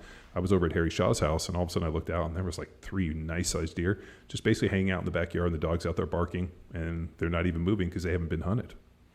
So where we are, fuck those deer, dude. Listen to this. 2 different situations in my town in Woodland Park. One of them is that so people feed these things from their decks, and then they obviously fucking ridiculous. Yeah, that's not cool because then they. Like, I've had some young little dudes trying to get on my deck, and I was like, get the fuck out of here, like brandishing a stick at them and stuff. But one of them went into this lady's home. She's like 70-something, coming in from the grocery store. She turns around, and this motherfucker's standing in her kitchen because she left the door open to go in and out. And she was like, shoot, get out of here. And then it like approached her, and so she turned around to go get a broom, and it fucking came up and like hoofed her on the back, where the news article like showed a picture of her back with the bruising. So she was like defending her fucking kitchen to this deer who was trying to get a snack. Second story is that my friend, we knew each other in college, but he's in the Army now, and he when he was deployed, their dog, a pit lab mix, got attacked by a buck, gored like through the fucking chest and stuff, bleeding, and his wife she rendered aid. He's a special forces medic, so she knew enough to render aid. And that dog had a tension pneumothorax and a hemothorax, so like air and blood in the chest being built up because there's a hole in it. And then when I came into that situation, I was helping take the dog from the vet to the home. But this vet didn't refer, because he's a dickhead and shitty doctor, but he didn't do like an exploratory surgery for the trauma, and it wasn't in his wheelhouse anyway, so you're supposed to, medevac that shit. But anyway, as the dog was waking up, I've been around a lot of animals and stuff. We're doing the veterinary training coming out of anesthesia, and then as she came out, she was just in more pain, and then she had labored breathing, and then there was subcutaneous emphysema is like air bubbles under the skin that shouldn't be there, and it feels like Rice Krispies. And so I was like, if I teach this to like an infantry dude or an Afghan or someone who's needs an algorithmic thing, it's like if you have a mechanism of injury in the chest and then they have labored breathing, they get a needle D to relieve that, and they need to go to the hospital or a next level of care. And so I called my buddy who was a medic with me on my first team. He comes over. We drive down the mountain pass. It's like 9 o'clock at night. And in the mountain pass, I needle D'd the dog in the car. Saved its life, then delivered it. It was in the ICU for a few days. That dog's alive now, but the point being that motherfucking buck attacked that dog. So now I'm just like, I'm aggressive with the deer when they come on my property. I'm like, get the fuck out of here, motherfucker! Like, dude, the problem is that they, and this isn't 100% accurate, but they're kind of like rats here in Texas. Yeah. There's so many of them that if you don't take as many as you can, like if I don't max out my tag, like I only take one buck a year, but I shoot a whole bunch of does. And the problem is if you don't, they run into traffic. And I think like what people forget is like if there's no conservationship and if you don't take it, then so my goal is to go out, and I know it sounds terrible, but I take all the old moms because that way you give room for the young moms to come in, and then that helps with the bloodline. So you got to go take the old moms, you got to make room for the new moms, and it just prevents them from running out into traffic and hitting cars, and then some lady in a minivan fucking plows in and she gets killed because invariably they're going to run into traffic. Yeah. And the amount of people I know that have, text, dude, you've been... Well, one hit me. I was going 59 miles an hour. If I was going... Or wait, no, I was going 60. If I was going 59, I would have been slightly behind it and taken it head on. Yeah. But then hit my driver's side door. Yeah, so it's one of those things where, hey, if I get, 2 buck tags and I get 5 does, I got to take them. And, so in years past, I'd always wait to take the does after I took the buck. Now I'm just going to go take the does on the first day because then all of a sudden you're like, oh, she's probably pregnant. And then you start feeling bad. So I'm just going to get them on the first day. Yeah. But I mean, the one thing that, the conservation effort that you alluded to is that's culling the herd. And that's what apex predators do. Like we just voted to reintroduce wolves in Colorado. And when they did that, I think in Yosemite or... There's a real bitchin' study that they did about when they did Yosemite that all of a sudden like the rivers changed. Yeah. Like the whole the whole wildlife ecosystem. Yeah, completely became healthy. Because they weren't basically the herbivores weren't overeating on the veg, and then that led to the soil drying out, and then there was more arid environment for the waterways, and then the reversal, because that was in the 90s I think when they finally reintroduced them. And then just the observation has been that everything's more lush, and then you also don't have those overly populated herds. And so that's funny though, because you are the apex predator in your AO, and you're keeping them in check, and you're culling the herds, which they need to because it protects people. And then it's like a win-win for everybody except for them. But if their species is going to thrive, then that they need to lose some. It's kind of like trees; like not all of them are going to make it. Yeah, I mean, we have a decent amount of coyotes. So for the most part, as long as the coyotes don't come on our property, I don't fuck with them. Like I don't shoot them from distance. Mm-hmm. But I've actually caught a couple of them, and actually I caught a mountain lion on one of our cams, and that's what I've been really excited for. Man, I'd like to engage that, and if I could take a mountain lion here, I'd be pretty excited. That would be intense. I've never, I think I've heard some while, like hiking and stuff, but I haven't encountered one while hiking. But that's, they're powerful as fuck. Yeah, no, well, so my neighbor's got chickens, and man, they fucking, dude, those, like, he'll lose, he's got goats and chickens, and all of a sudden, like, 5 goats will be missing. Wow. And he's like, I think somebody's stealing my goats. And I'm like, well, I did see a mountain lion on the cam. There's a good chance that those things were dinner for a mountain lion. Yeah. And then the coyotes will come, and on occasion they'll kind of clip one of the young ones. So I mean, it's part of the deal, man. There's an interesting ecosystem and the circle of life. Yeah, but it's all interrelated, for sure. John Loveborn, apex predator. Nah, I'm just a normal dude who's got a bunch of land who's just trying to like make sure shit doesn't get fucked up, like, and not having to work my entire Saturday digging fucking holes. Yeah, it's kind of like being a farmer. Dude, what? I don't want you to relive anything, but I'm fine talking about it at this point. Yeah. Oh yeah, dude. Well, I don't want to talk about it, but what's the extent of the injury? Just so that I know, because I was watching the Paralympics last night. And I knew we had this podcast, and I'm like, I wonder if we could get some of those carbon fiber legs for you. Yeah. So I am a double below the knee amputee, but my amputations are shittier than a normal below the knee because they're just traumatically done, and they had to take a lot of my muscle. So normally when people, like for an example, if only your toes were blown off, you would get your foot amputated and you'd have your entire tibia.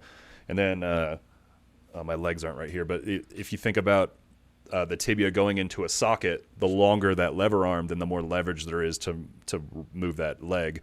So my tibias are like,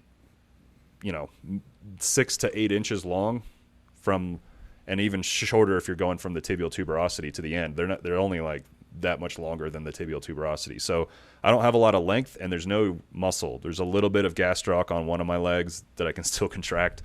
But normally when you do an amputation like that, you do like a posterior to anterior. You take like the soleus or the gastroc, and then you pull it over the front of the tibia, like the end of the bone, and then you suture it into the bone on the front, the anterior side. And so that gives all that cushion. I just don't have any of that shit. So I won't have I don't have the anatomy to like innervate some of like the MIT prosthetics that have some proprioception and shit. I just don't have any of that. And so my fit in my socket is still a little variable, but like I'm still not even like going 2-3 months at a time straight with just no pain. Like right now I got an issue on one of my fibular heads, and it's just the nature of not having the cushion and having like a small blown up remnant of a leg. And then additionally, I lost a fair amount of musculature in my thighs, and so I lost my both testicles completely. It was like just kind of like blasted apart. When the blast happened, it blew my left foot off, and then my right leg was basically burned and like charred to the bone. And the only thing that wasn't hurt was my fucking foot, because I had a solo boots on, like solo mountaineering boots, which are sweet and which were great for mountains and stuff. But in any case, that leg had to get taken. There's just tons of bacterial and fungal infections, and then my blood pressure was really shitty because it was trying to perfuse that leg and everything. But so I got to keep both my knees, which is huge. And then I lost basically all of my vastus medialis on both thighs. And I like to think that the size of them ate the blast and saved my dick, because I do have my penis and it works for the things I need it to. But there's like shrapnel in it. And then my testicles, my scrotum, we call it healing by secondary intent, which means it just heals on its own. So my actual pouch of what is remaining it was just like scar tissue, but that had to just heal on its own. So they throw a couple extra marbles in there for you. I didn't. They do that, but I was just like, yeah. I mean, like, I don't want something in there and it's not going to do anything. Like it's it's like kind of a pain in the ass to have big balls or whatever, and you have to like, especially when your legs are rubbing together all the time. Yeah. So yeah, so I have a lot of like scarring up through the medial part of my thigh all the way into my crotch, and then I had some stuff like hit me in the gooch area, and I had like a piece on my butt. But as far as the main disability is other than like the potential lack of fatherhood, is the below the knee stuff. And so I haven't even ran. I'm a little over. It's almost like 2.5 years at this point post injury. I've like run, and with my current legs, they kind of have a little bit of a blade shape to them. So there's a little bit of what is that? Well, dorsal and plantar flexion. What's that? The force return whatever. Yeah. It kind of, I can't remember, the stored energy basically as you're walking or running. So I can kind of like run on the toes and like a velociraptor. But I haven't gotten any blades yet, because it's just like the impact of running is going to be something I'm going to have to like ease into. And it's not like a strain on muscles and stuff. It's like if my bones are going to be slamming into that socket. So walking is like what I primarily do. And then for training, I can't squat because I can't bend my knee in the socket, because it like pinches in the back of my leg, because the sockets have to be so high because my limbs are so short. So I can't really like squat, but I deadlift, push the sled. Those are my primary, and then maybe like RDLs or something. I can swing a kettlebell, put different feet attachment on to do that, and then just kind of do like normal upper body stuff that we would all do with like power athlete approach essentially, and then assault bike and shit like that. But so as far as sports go, or athletic endeavor, any kind of athletic endeavor, like I don't feel the need to like really compete, because like the real thing that I want to do is walk around without pain and be able to walk in my neighborhood and shit like that, and then go on some hikes. And so I don't know that I'll be doing any kind of like impact or anything like that. And I'm not into like wheelchair based things, because I can walk fine even if I'm in pain, like I still walk. But yeah, I'm just mainly maintaining, and then every now and then I'll do something that is kind of like breaching into that testing. It's not really like a true physical test because I really don't feel the need to do any of that anymore. But it's more of like when I'm pushing the sled, I'm like, all right, I'm going to do like 5 down and backs. And like by the third one, I'm like, oh, fuck, what am I doing? I'm like, fuck it. We'll see how it goes. And I'm at 180 heartbeat at the end of it. So I dabble in a little bit of stuff, but it's mostly kind of just doing stuff for longevity and health, and then just being jacked because, I get a little test in Clomid now without the testes. So I don't have to do too much to kind of maintain or build. So it's like intermittent fasting, like power building, plus some conditioning and cardiovascular stuff, and a lot of sauna. Sauna's sweet. So you're a big fan of the infrared sauna? Yeah, mine's dry and IR. I had a charity buy it, but it's like a 4-person too, so you could seat 1.5 wellborns. And I was going to say we can come over and get weird. Yeah. But it's sweet. Yeah, I use it every day. And then using the salt stuff like an electrolyte drink is life-saving. That jump, my heart rate variability improves significantly with that. But yeah, the sauna does so much shit. Like for, us, or probably all 3 of us in that sense. I don't want to leave Tex out with his potential brain injury, but that brain-derived neurotropic factor that's being released from the heat shock proteins and just the cardiovascular stress, and it is even better when you do it post-workout. So yeah, I do it like every day. And usually 15 to 25 minutes, and it helps with sleep. Sometimes I'll do it before sleep, and it's just like how hot? Rocks and rolls. Like 140, 170. IRs, I'll go to 140. I haven't really gone above that because, you know how that Tommy Tough Guy thing, people apply that to various things. Like you don't need 195 degree sauna. Like my dry would be 175, and then the IR I sit at 140. 140 on the IR is about where you want to be. It was funny. God, what's the name of the dude from Sparta Science? Phil Wagner. Yeah, Dr. Phil Wagner. We were talking, and he was like going to these weird Russian bathhouse where they like have it at like 250 degrees, and they beat you with these like eucalyptus things. And as he was telling me about it, I heard about that. Yeah, I was like, that sounds fucking awful. And he's like, "Would you sauna?" I'm like, "Yeah, I got an IR one, and you only go up to 140." And he was like, "Oh, that sounds way better." And then I got like I think the next time I saw him, or he dropped me a text, he's like, "Dude, I totally just stopped going to that shit." And he's like, "I got an IR 140. He's like, "It's total. I can stay in there 25, 30, 40 minutes and everything's fine." Well, who beats him? Fat Russians. Still? Very angry Russians, hopefully. Yeah, fat Russians, and they have these huge eucalyptus like big like pile of sticks, and they set it on fire and it starts smoking, and then I guess they just beat you with it. Fuck that. Somebody suggested it. They're like, "Oh, what do you think?" I'm like, "That sounds like a fucking terrible idea. I'm not paying for that." I just thought of Eastern Promises. Viggo Mortensen, have you seen that? Yeah, he's butt-ass naked in a fight scene in there. Dude, do you remember Arnold in Red Heat? In the opening scene when he goes into the Russian... I never actually watched it. You recommended it. We fucking did a movie review and you didn't watch it? No. You fucking bastard. I like how John references one of the more obscure Arnold films that he's like a connoisseur. It's by far one of my favorites is Red Heat. And in the opening scene, when he goes in there and the guy like the big dude gets up and he puts a rock in his hand. He goes, "If you're an iron worker, the heat's nothing," and he takes it and punches him. Those guys were in like some weird Russian. I just imagine those dudes are beating you with eucalyptus leaves. Yeah. They're like, "Privyet Druzia," and they're just like, like, cheeky briki. Yeah, they're like, I'm with you. Something wild. So okay. So when did this happen? Like, I mean, you said second deployment was this, and you said 2 years ago. So we like 2019. Yeah, March 5th, 2019. I was. We had done a few missions up to that point, some combat missions that weren't crazy rowdy. I did like drove like a click away with a Razor team a week before, and we took contact with my machine gun there, and I dropped mortars on it, and I wasn't wearing a helmet because I didn't expect to get in contact. I was just like drinking tea and was like, what's that noise? But yeah, the mission that it happened on, we were doing a valley clearance. There's a big ass valley, and there were 2 ODAs or special forces teams on each side, and there were so many IEDs just everywhere because ISIS was bringing that tactic from the Syria and Iraq war.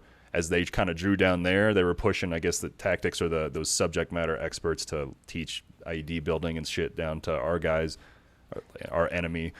And we found a bunch of them. There was one in the Wadi, which, like a wadi's like a kind of like a large ditch, kind of what you would probably find in a lot of areas in Texas. And like one of my Afghans walked through one, and it did not detonate.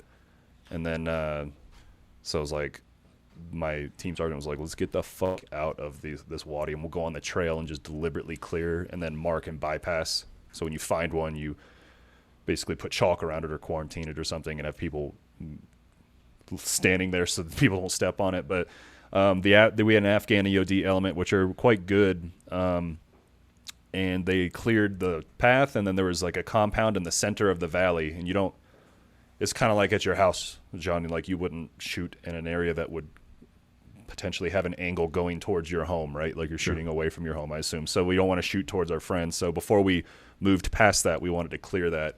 And it was probably like 60 meters down and like 200 meters away. And I was planning an assault on it and talking with people. And I still had my ruck on. And then I just like adjusted my ruck and took a step to the left and fucking exploded.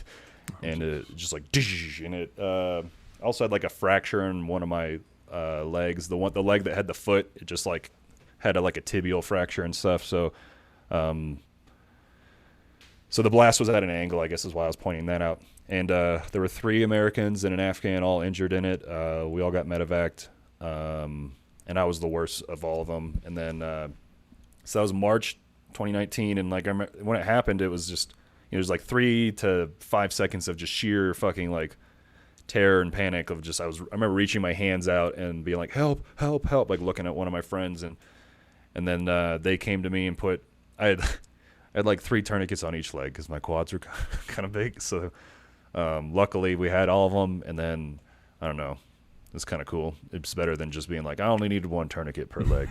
But I treated myself in it. I didn't treat myself. The guys were putting tourniquets on me, but like immediately after a brief dissociation of trauma and near-death experience thing that was probably about a minute long from what everybody tells me, came back and I was like, if I'm going to fucking live, then this needs to be like a perfect trauma clinic. And we carried blood on the ground in like a backpack with a cooler. So I was like, go get that dude. I had the interpreter carrying. Go get him. He has the blood. Like I need a fucking saline lock.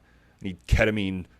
I need a lot of ketamine. I was just like, I fucking need that now. And then this other drug that helps clots from breaking down, like essentially it's for when you're heavy bleeding. It's called TXA. So give me TXA, give me ketamine, give me blood. Like that's what I need. And so then I looked down at my kit and like my mags and my fucking my trauma shears like blew out of my kit. And so I like grabbed someone else's shears and I like cut my shirt off, and I was like kind of instructing them like, let's get going on this shit because I don't want to, it needs to happen if I'm not going to die. And then I think if we didn't have the blood, then I would have absolutely died. And then when I got to the fob the guys had to medevac me. I don't want to gloss over this, where it was probably 300 meters at least, but like very mountainous terrain where there was terraces that were like 10 to 15 feet drops. So I was on a Skedco, which I don't know if you've seen that, John, with like hunting shit. It's like a draggable plastic sled that can unroll. And it was made for elk meat actually. Yeah. And then then I think the pararescue guys in the Air Force started learning about it. And then anyway, we carry it because it's lighter. And you can strap someone in under their arm. So they were vertically lowering me, like vertically hoisting me down these fucking terraces as we're like taking contact and shit. And it was just like a pure chaos. The valley erupts in gunfire like right after, like there's a machine gun like 10 feet away when I'm getting treated, like do. Like everything, it's just chaos and shit, and just a lot of noises because there's tons of airstrikes coming in. They're just like everybody in that valley died that day type thing. But the guys moved me down and got me to an LZ, and I trained all of these guys in medical training on how to not only do point of injury treatment, but we also practiced tons of scenarios of like that, where you have a security, you have to maintain your security, you have to have like a movement party to like move the patient, you have to have guys go down and clear the LZ for IEDs, and like be the guy that is going to interact with the medevac helicopter to bring them in. So they just executed it like we had practiced it, which, any little hiccup in that could have been Justin's dead, or somebody else could have gotten hurt or something like that. So that's the good thing about our unit, is that we do a lot of contingency planning, and it's a lot of professional implementation of tactics. And we had 2 really good teams, and so my guys did a really good job. And then when I got medevaced, I had surgery for like 12 hours, and mainly because they were doing like a vascular thing to try and save my right leg because I still had my foot. And so that I got 35 units of whole blood during that time. And just to clarify, if you get like 6 units or 10, that's a lot. So I got 35 because in your body you probably have, well, John probably has a lot more, but like Tex and I probably have like 12 units. There's like 6 to 8 liters maybe of blood. So a unit is a half liter, and I got 35 of those, and then I got another 30 blood products, which are the same volume, but it's like packed red blood cells or plasma or something. So I got like total like over 60 blood products in that surgery, and I was apparently raging hard until they knocked me down with the appropriate drugs, where like they were trying to put an arterial line in my radial artery, and I just like lifted the medic up and like pulled him onto the bed. He told me that later. I don't remember any of that, but I was just like, fight, flight, or freeze or helplessness, and I'm the fight version of that, like trying to fight for my life, but also just like I like ripped shit out of me and stuff. It was like they like said that it was like people remember me screaming that night, like just like fucking raging and fighting everybody until they gave me enough fentanyl and ketamine to put me down. But I had like that 12-hour surgery. They stabilized me. They did a vascular graft from like my thigh, my femoral, down to my popliteal artery. I think it was my artery, but so they saved my right knee, which I'm grateful for, because being a fucking AK and then an above the knee and a below the knee, AK and BK together is just rough. So I'm a double BK. And then you probably want some form of like unilateral kind of, I don't know, balance from right to left. So if you're above the knee, you want to be both. If you want to be below the knee, you want to be both. It's probably hard to have one. And I bet you, the guys that are double AKs, that's worse than being an AK BK. So having one knee is much better than having no knee, and then having both knees is, having more knees is better, is basically the summary. Why of is that. that? So it's, because like when the guys have to walk with their AK setup, like even if they have a motorized knee that kind of controls the eccentric and concentric portion of that movement, but mostly the eccentric, when they have to like throw their hip forward so it swings the knee out, and then the motor like has an amount of how far that leg is going to swing out, kind of like resisting it, so it's not just like a loose fucking joint.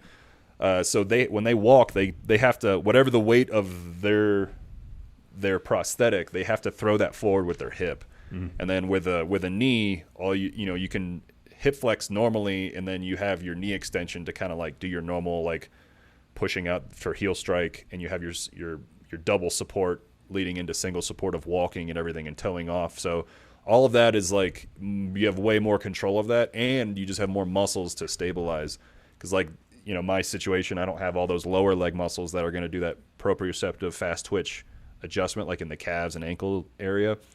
And so mine is like a little bit of thigh, but a lot of hip stuff, and even in the spine. And then the AK is just way less stable. And then think about lever arm.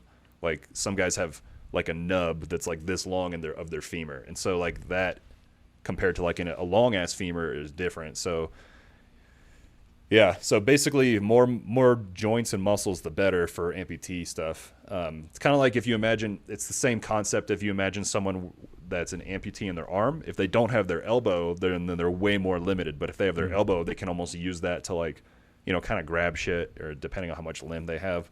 So it really helps not only with prosthetics, but with functionality.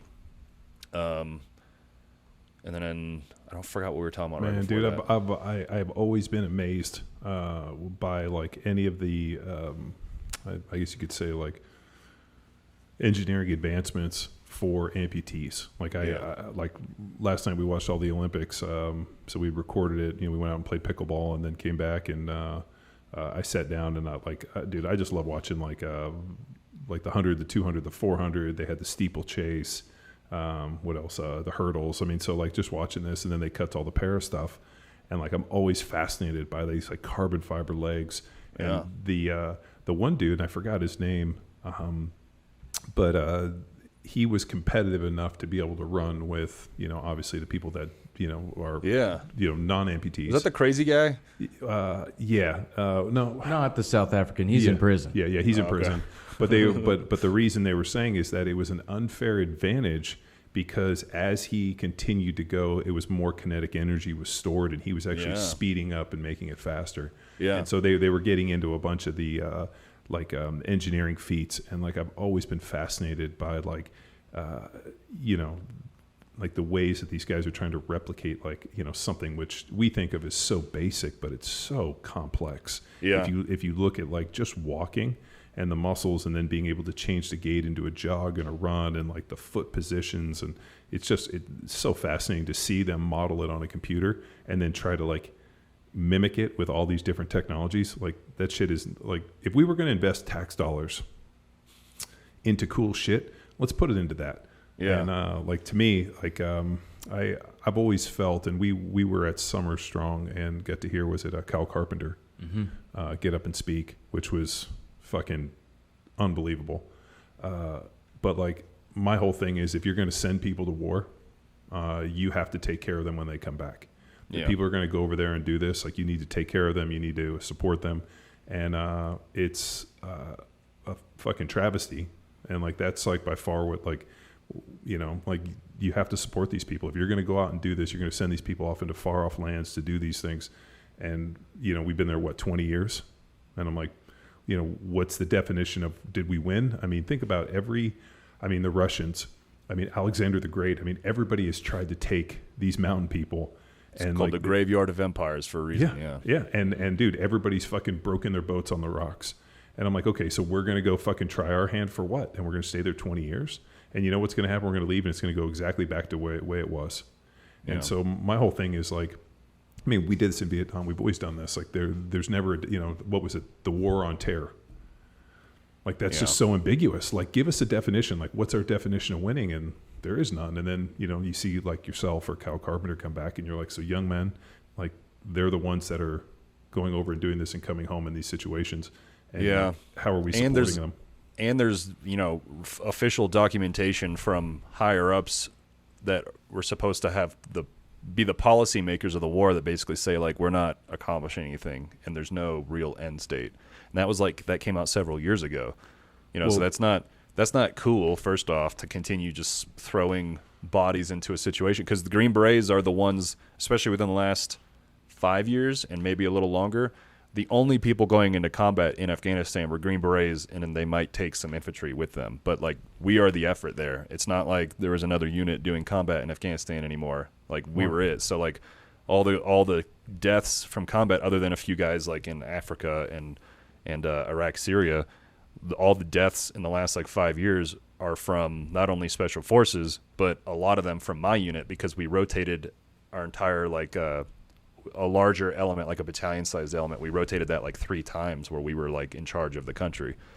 So like on my deployment, after I got hurt, I had there were 1, 2, 3 Green Berets killed, 2 EOD kids that were supporting us. One of my friends killed himself due to suicide. Well, he killed himself, but so yeah, it's just like there's a toll to it. And to your point, like I lucked out in my individual circumstance where I have a really good prosthetics clinic in Denver, where I don't have to travel out of state just to get care. That's not the norm for the VA. And then the VA is a fucking huge bureaucratic pain in the ass that takes a long time to just like try and get normal things that make sense. And then like another example is like TRICARE won't cover the sperm samples. Like that's not a thing that happens before you go to combat. There's nothing that's like, hey, you have the option to get sperm samples taken if you want it, which you fucking should do, because like now I'm in a situation where there's pieces of my testicles left and I don't know if they're going to work or not. And so, and then furthermore, TRICARE doesn't cover the cost of storing those things now that I'm not active duty. I'm medically retired. So wars of occupation are about transfers of wealth. And unfortunately, that's where we are. I mean, it's about taking tax dollars and basically funding private corporations and it's, I mean, that's how DC politics and, lobbyists and all the other stuff. It's wars of occupation, transfers of wealth. And, dude, I mean, we have transferred a lot of wealth. I mean, look at the companies that have been built, the empires and this. I mean, this is what it comes from. And it's a sad realization when you're like, what's the definition of winning? Yeah. Like, dude, and I've always said, if we're going to go fight a war, before we ever drop the first bomb, before we first ascend person, figure out what like the marker for success, whether it's a win or a loss, is. I mean, in World War I, World War II, we had a very clear defined deal. right, we got to stop the Germans, world domination, and there was a clear defined enemy. We knew what winning and losing was. Yeah. With this, there is no winning and losing. I mean, it's it feels like you guys are just standing out there, just fucking getting, yeah, man. It's I'm glad that we're removing ourselves from it. I wish that they would have made a fucking plan for that like 5 years ago, and actually stuck to a certain plan, so that maybe there could have been a different way to support the government that we leave behind or that we're still sort of partnered with. But I mean, it's a incredibly complicated situation in that country to for power, and it's they're going to be flapping a bit, and we're not going to be able to support them in the same way. But we shouldn't be in fucking combat doing it at this point, especially. The crazy thing is that there's so many different factions. So it's religious factions. It's this. It's who's controlling, who are you dealing with. It's like there's no clear defined. It's not like, hey, they're the Germans, there's Hitler, there's the SS. You have mountain warfare fighters, you have this, you have people that have been fighting each other for thousands of years, and now it's like the enemy and my enemy is my friend kind of a deal. That's an Arab or old Bedouin idiom right there. Is it's like me against my brother and I against my family and I against my tribe, and my tribe and I against the world. It's just like inherent infighting, and then alliances depending on what the threat is. And it's even more variable than what you just said, because each fucking valley can have a significantly different cultural identity, where these valleys don't interact with each other, or they don't like each other, or if they need to go to a clinic, they have to walk to the next valley. But it's like Afghanistan's the size of Texas, and it's culturally diverse as shit, where you can literally each province, which is just a line on the earth for them, doesn't mean anything. Same thing with the Afghan-Pak border. That doesn't mean anything to the people that fucking have lived there for thousands of years. So it's just very incredibly variable. And then just the bad guy elements alone have so many different networks within networks and stuff. You have tons of them, like Haqqani and Taliban, different offsets of Taliban. You have ISIS, and then ISIS and Taliban are fighting each other in these areas, and then they're not in these areas. It's just,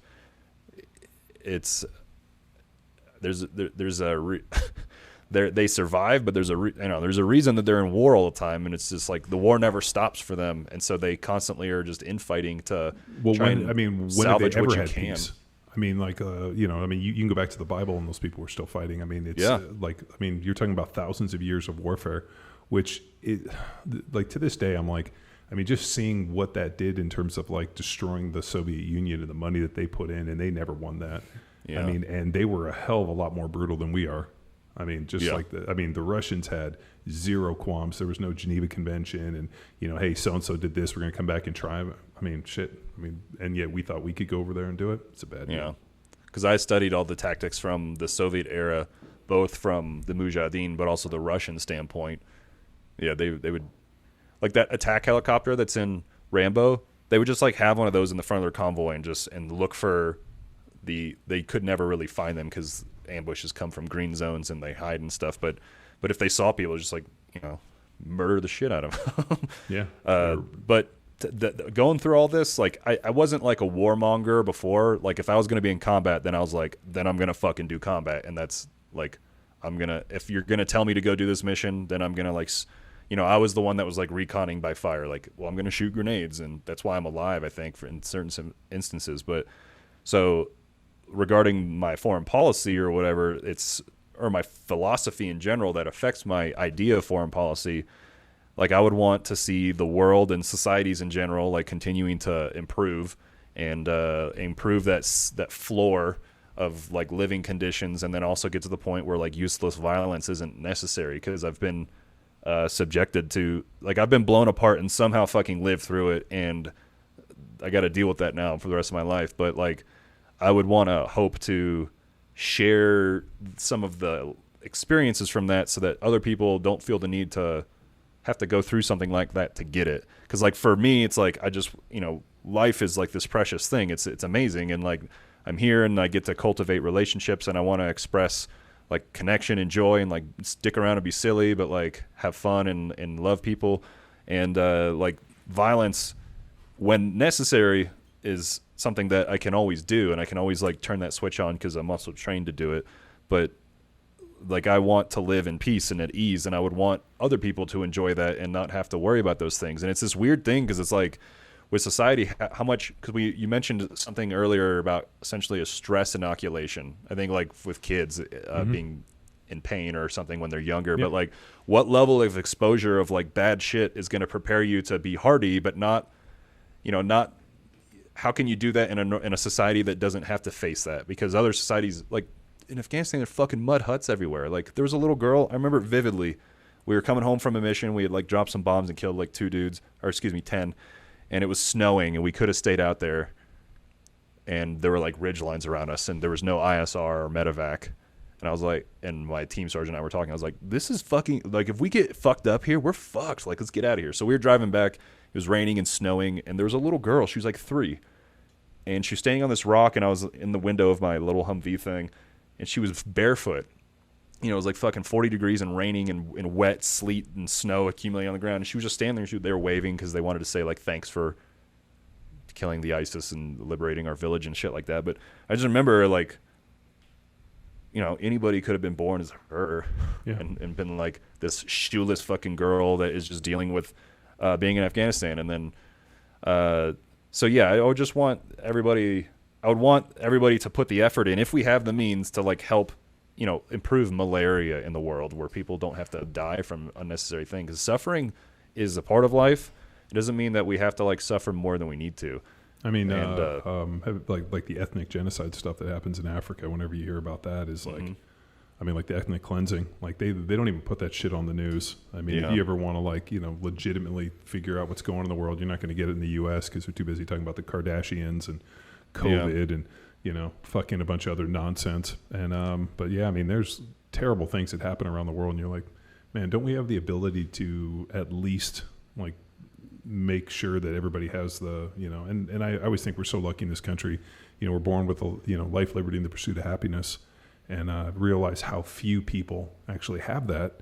Yeah. And then you hear people bitch and complain, and I hear this, and I'm like, I just think that fucking people's lives are too easy, that they got to try to go create imaginary hardship, I don't know where that line is, because that's something that I kind of think about over time, because that's the benefit of freedom, is not having to worry about a lack of freedom, or not have to worry about where your fucking next meal is coming from, or whether or not there's going to be people that shoot a rocket into your family when they're just standing around in their neighborhood, which is what happened in Afghanistan after I left. And those casualties came, including a bunch of kids, came to our outpost. So yeah, there's this element that there's a lack of appreciation for what we have. And so that's kind of where I steer it, instead of like looking. I'll give you this story. I always tell this story, but like Secretary of Defense Mattis, when he was still SecDef, was in Afghanistan when I was leaving on my first trip. So he spoke to a group of us, Green Berets and Rangers, and he's pretty cool. He's very smart. He's a very sweet guy, and good speaker, entertaining to listen to for like over an hour, which is never the case with officers. And one of the things the only thing I remember from that talk was he was like, don't leave here in this country and your experience with war becoming a more hateful human being and like looking down on people because they haven't had these experiences. Find ways to have that post-traumatic growth, become a more compassionate human, and like use that as like your methodology of how you conduct your life. And so I just immediately started doing that, and I had a horrible rollover where a dude like got cut in half and he ended up dying, an infantry kid. And then there's just like all the combat, and you don't really know what's going on with either trauma, emotional health, or TBI as it's like happening. So I just started working on like journaling and introspection and meditating more, and working on the emotional health and learning about it. And then right as I was coming to the cusp of like finding out what self-compassion means, then I stepped on a bomb. So it just kind of threw everything for a loop. But I guess just to circle pause back for 2 years. Hit pause for 2 years. Yeah. So I guess circling back, like the method like that. Yeah, I kind of. It's hard to say like how much hardship someone needs, and I don't think that people have to necessarily always do hard things in order to appreciate the not hard things. But obviously, if nothing is ever hard, then when it is hard, I mean, that's part of what our training is like stress inoculation. Like I've done with like machine gun simulators and people yelling at me and time hacks to like do trauma medicine in a very chaotic environment where they're shooting paintballs at us and shit. So like, so when I did it in combat, like I use my body to like block the incoming rounds from my patient because that's what I did in training. And I don't know, I'm in the fucking zone. It's like being in a game probably for when you're feeling like the zone in sport. That's like, I've responded to car wrecks where immediately it's just like, I'm back in I'm a fucking Green Beret again. And I just take hold of the scene. And so. Well, dude, aren't you always a Green Beret? I guess, but I don't identify as it because that's one of the things that, and maybe you have some comments about like from a professional athlete standpoint, but it's very hard for people to transition out of this thing that consumed everything about their life and they didn't have free time or like, you said you didn't have a family and stuff. Like that's your identity when when you're actually a professional and you commit all your shit to it.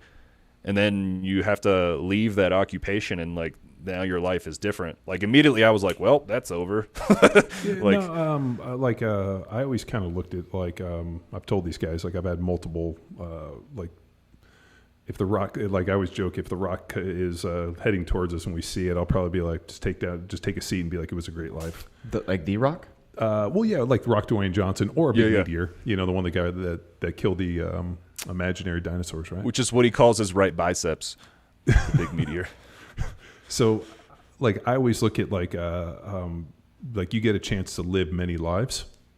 So, like, there was like one life that I got to lead up into a certain point, and like that was that one life, and almost like it feels like people like talk about past lives, but in the reality, it's like that was one life that you got to lead, and I think all too often we kind of characterize this idea of like, here's your life to live, and I think you get the opportunity to live many lives. Yeah, especially in this fucking free ass place. Yeah. And, like, and you get can to choose whoever what you want to do. Yeah, like I got a chance to be a professional football player for 10 years. I had this whole existence, and then all of a sudden one day it ends, and you either chase that life for the rest of your life trying to live off of the glory. And I always for me personally, like when you see and obviously the big salary probably helps these guys a lot. Yeah. But like when you see like the guys on TV and they're like Tony, Terry, Timmy, Todd, and they're like these guys like Howie Long, like fucking great football player, and there he is every Sunday talking about football, and people will remember him as this player.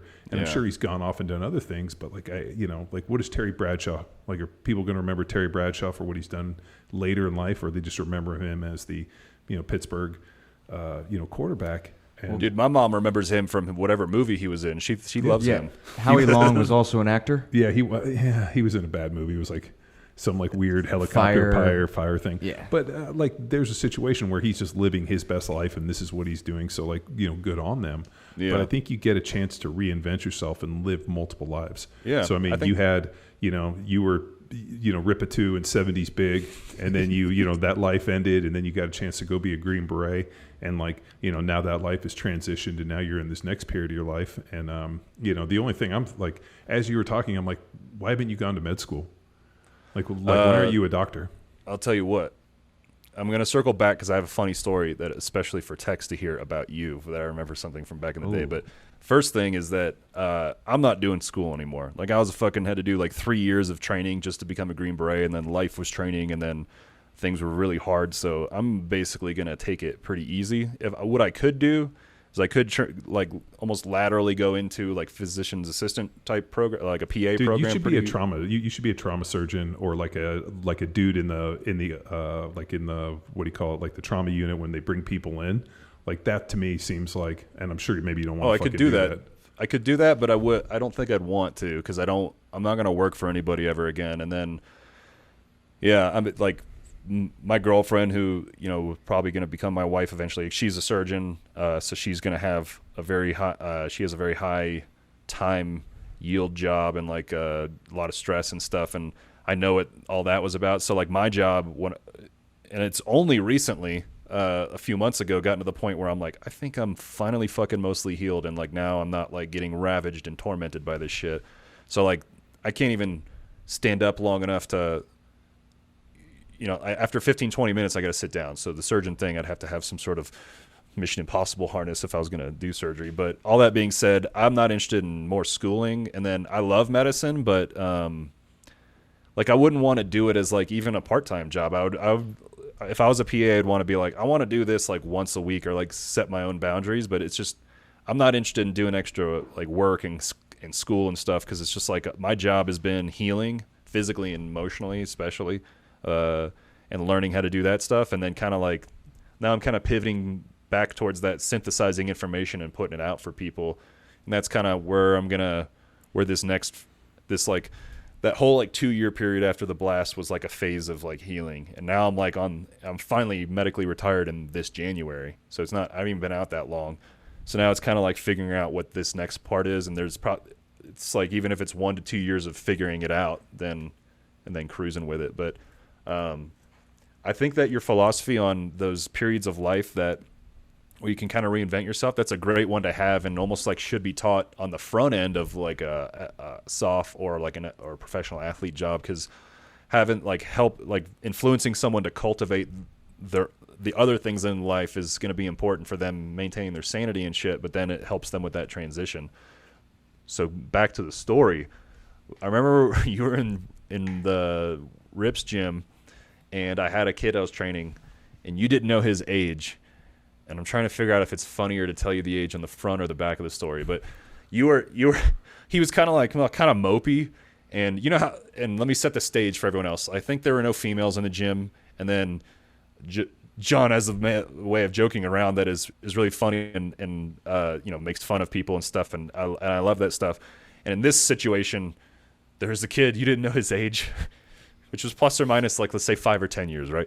And you were like, he was upset, and you were like, well, you got a choice. Like, every morning you can wake up and you can have a Glock on your next to your toothbrush, and it's either, am I going to put this in my mouth or am I going to put the toothbrush in my mouth? And you get to decide every day. And you're just kind of like offhandedly giving like this random advice, and then he like walked away. You were like, wait, how old are you? And he was like 15, and you're like, oh fuck, I thought you were like 22 or some shit. Like you're like, don't listen to that. Just stay positive. Like. That was funny. Like, yeah, you do have the choice. Like, you have the choice to like completely fucking give up on all this, or you can survive. And from my standpoint, whether it was getting blown up or all of the really shitty days since then, which there have been a lot of them, it's like the one thing that I know I can do is be resilient and learn from whatever the mistakes or hardships are, and then consolidate that into like trying to be better in the future. And that's like, I think that's one of the best take homes that anybody could do, because like it's always like you can't avoid suffering in life, because either you or someone you love is gonna fucking die, and there's no way around that, and it will happen eventually. And the fact that people may not have to deal with that till when their parents die or something, when they're adults, like that's great, and that they don't have to deal with like their siblings dying because of malaria or nutrition imbalances in fucking Africa. So, you don't have to deal with all those like survival based things. And so I don't know, that's why I want to like kind of tell the story, or like give the experiences that like you don't have to fucking almost die. You don't have to be in combat to be like a man. Like, you don't have to like do these things to like fully understand them, but you can cultivate your own appreciation for it. It's just like, it's a skill. Gratitude is a skill, and like, and thinking about things in terms of like positivity and gratitude and trying to reduce your anxiety. Those are just the keys of like how to find a purpose, instead of just people thinking that they have to do things in order to have purpose. Like, you can define it for yourself. So it's kind of like a big old fucking sloppy painting of philosophy that kind of like I got out of this whole deal. But yeah, it's surviving and being resilient, and trying to figure out how that can, kind of like what Mattis said, how you can grow from that, as opposed to being a butthurt loser about it or something. I don't know. Yeah, man, it's I think any time that you do something that is extremely rewarding, like your job, or like I was fortunate to do my job, I don't think that people appreciate it at the time. I know I didn't.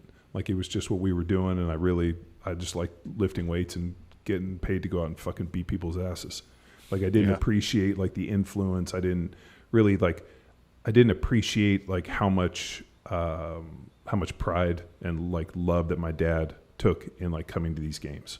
Yeah. Like, it was funny. My wife sent me a picture for yesterday was Father's Day of like my dad, in the stadium with a hat on, and he used to like go he would like get a new hat, and he would go down and get my number embroidered on it.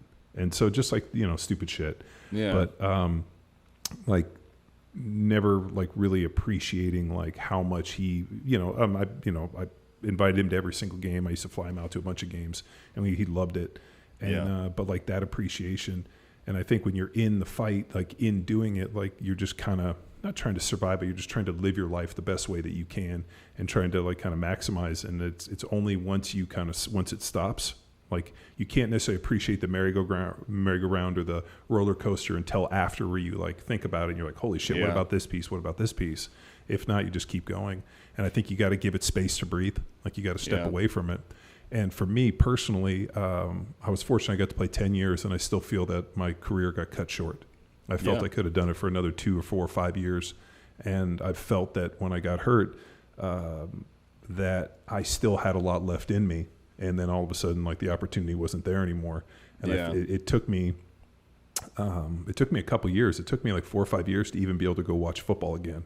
Or necessarily be able to like talk about it and to like sit, and you just got to like, it's just typical. Like you got to let shit breathe. You got to give it distance. You got to step away from it. You have to appreciate it for what it was. And then you start this new chapter, and the guys that I know that played that couldn't end it and, start the new chapter still continue to chase the life the best way that they could. And then they fucking shatter themselves on the rocks. And I'm like, dude, you got to like, and I don't know, you made a good point. Like, how could they not teach that? I've never really heard anybody ever talk about, because you always hear people like, oh, in my past lives. I'm like, I've had a ton of past lives. I was a professional football player in a past life, and now I'm in this, and now I'm a dad, and, we run Power Athlete. And it's funny because it felt like a bit of a past life on Sunday or Saturday when we went and taught that seminar. We got hired to go teach a continuing education deal here in Austin for this gym. So Tex and I went over, and we haven't taught one of those in a while. It's been a couple of years, but instantly it was like slipping on like an old coat that you found. And we got up, and it was like, even Tex, when I got up and gave some of the origin story stuff, was like, dude, I haven't heard that in so long. I got goosebumps. Still packing a punchline, John. Yeah, and he's like, dude, you still can deliver the lines. I'm like, well, it's because Mike Tyson still got it. Because I'm still funny. And this podcast hasn't fucking destroyed it. But it was really cool because as we got up there teaching, like we did that for a number of years when we worked with CrossFit, and we taught all those CrossFit football seminars. And, that stopped in 2017, and like that kind of like our association and what we did, kind of like that life ended. And then the new life we're in for Power Athlete exists, and I'm sure they can overlap and whatnot. But I don't know why people don't look at it like that. Like you have the opportunity, like you said, because of where we are, life, liberty, pursuit of happiness, to reinvent yourself in any way. And man, I'm stoked to see how you reinvent yourself. Yeah, one note on that: the tools, the assets, the leadership, the skills. It doesn't have to be a one-to-one. You can redirect it. The example, we had Harrison Bernstein, CEO for Soldiers to Sidelines, and his whole mission is to make a second career out of expats and get them to be sport coaches, because they have the attitude, the approach, the posture, the leadership, the communication skills. And now, hey, you used to play football, lacrosse, hockey. I'm going to empower you and put you into a network that then allows you to give back using what you've developed over the years and help instill in youth, like the same leadership. Yeah, that's a pretty cool program because the cultural aspects of the military will transfer very well into that, and it's like a positive outlet for that veteran that gets out. And then John, the what you were referring to, I figured out, I think it was the beginning of this year, that like who I was when I stepped on that bomb like died, and I had like a near death experience that was really fucking weird. But that self died, but those components of who I was didn't, and because the self is a process, it's not like this is what I am for the rest of my life. It's like whoever you are that day. And what I've been able to do now is look back at like, there were pros and cons to the Justin that was like the Green Beret. And I get to take those pros and implement them into my personality or my psyche. And then the cons that like maybe I wish I was doing things a little better with certain emotional aspects or something. Now I learn from those and I can improve those, or I don't have to hang on to those. And so it's like, I'm sure that there are lots of qualities from either of your guys' previous lives, as we're saying, like from John's football career, that like they're still a part of you, but you're not like you're not like the football player anymore, and you're comfortable with that and you're content, but like you get to take the beautiful things that came out of that, whether even if it's the humor or even if it's like the work ethic or whatever, and implement that into who you are. So I think approaching it like that is helpful, because then you get to pick and choose. And then with anything, with with film breakdown in sports, or with AARs in the military, an after action review of a mission, you're supposed to review what happened, what was supposed to happen, and then see, these are the things that we did well, these are the things that we sucked at, and it's an objective thing. And like, so if you were supposed to, your guard was supposed to do a reach block on a guy and he missed it or something, or we didn't get the right calls, or in combat, like these meds weren't given with these other meds, or we approached it with this type of tactic, like we want to evaluate those things. So doing it for the self or organizations like the Army or the NFL to a lesser extent, but like we should be able to review it and then be like, hey, we fucked up on these things. Like we fucked up on how we conducted this war. So stop pretending that we didn't. So let's learn from that so we don't do this shit in the future, because this is dumb. And do we need to prop up our economy with this? Like no, like we can do better, and you can always do better. And so it's like appreciating what is.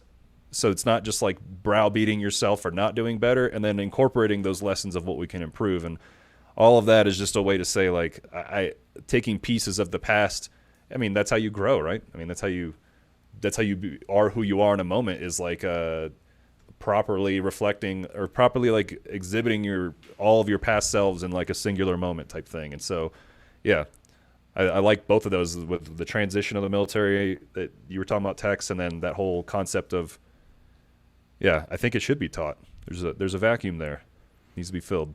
Well, I mean, I think we do a really good job. I mean, and it doesn't matter if it's organizations like the U.S. military or like NFL professional sports. I mean, they are so focused on you completing the task at which they're hiring you for, that they don't prepare you for what it looks like after or before, or any of the other problems.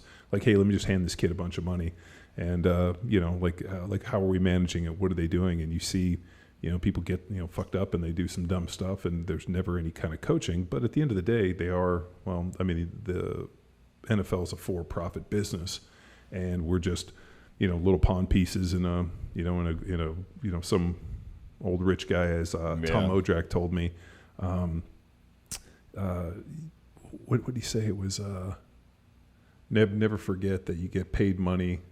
Oh, God, I can't remember what the quote, but he was our GM, walked over to me one day. He's like, I want you to remember something. He goes, you get paid a lot of money to do violence on behalf of old rich men. And never forget that. And it was just kind of an interesting point that, like, I think about. And, for the same, that's right? the same for me. It's the same for the military. I mean, the U.S. government, regardless, is a for-profit organization. And the sad part is our greatest export in the United States is war. I mean, we don't make anything. We don't really export anything. I mean, we were pretty kicking ass on oil, and then fucking Biden came in, and now we're not. But for the most part, our greatest export has always been warfare. And there's like 6,000 military bases around the world, or some shit like that. Like, it's insane. Yeah, it's the Cold War. It's like the chess piece strategy of the Cold War, just occupying areas as a deterrence. That whole like NATO approach of deterring the Russians from doing the same thing. So it's like, yeah, it sucks. And I wonder like how it would have been different had I not.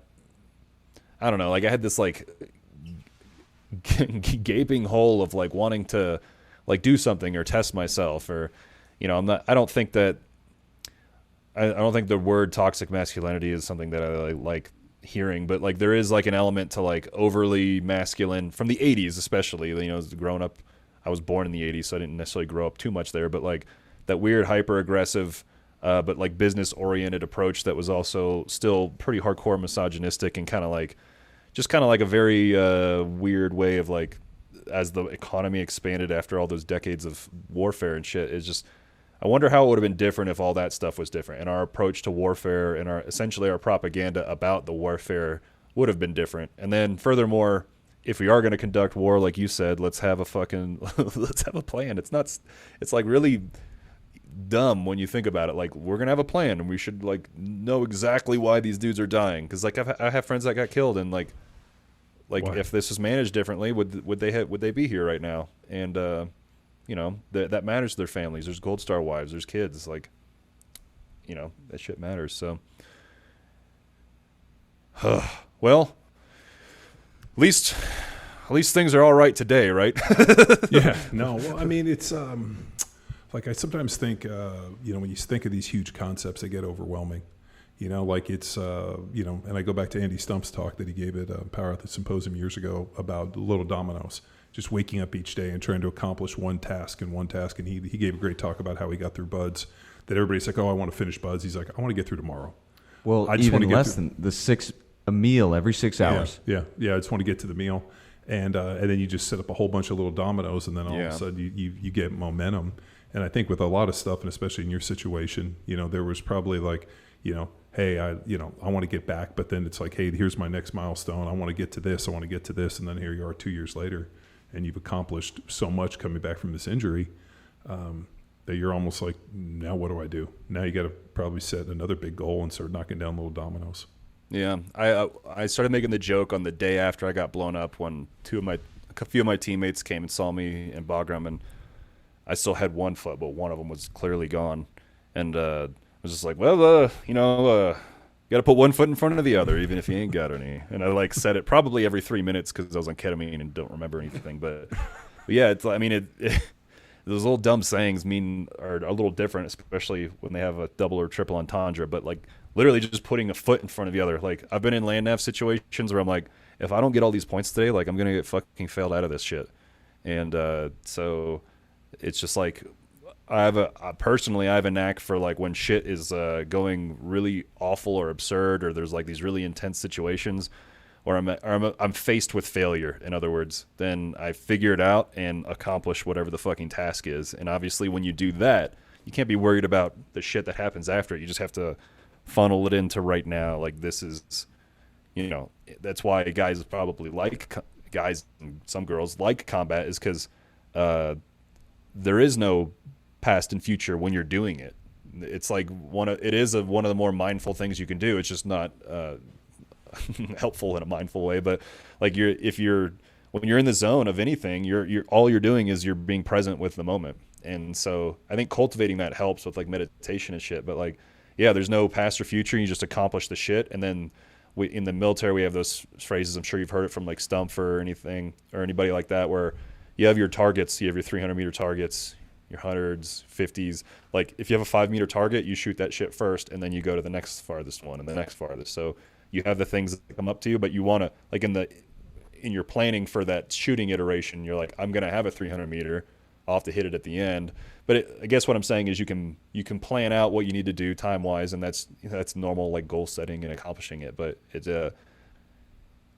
I guess reducing the anxiety in that process about thinking about the future bullshit helps. And then also knocking out shit sometimes when people procrastinate, like focusing on those tasks, those near-term tasks, can really help people, because then you start ticking them off, like you were saying.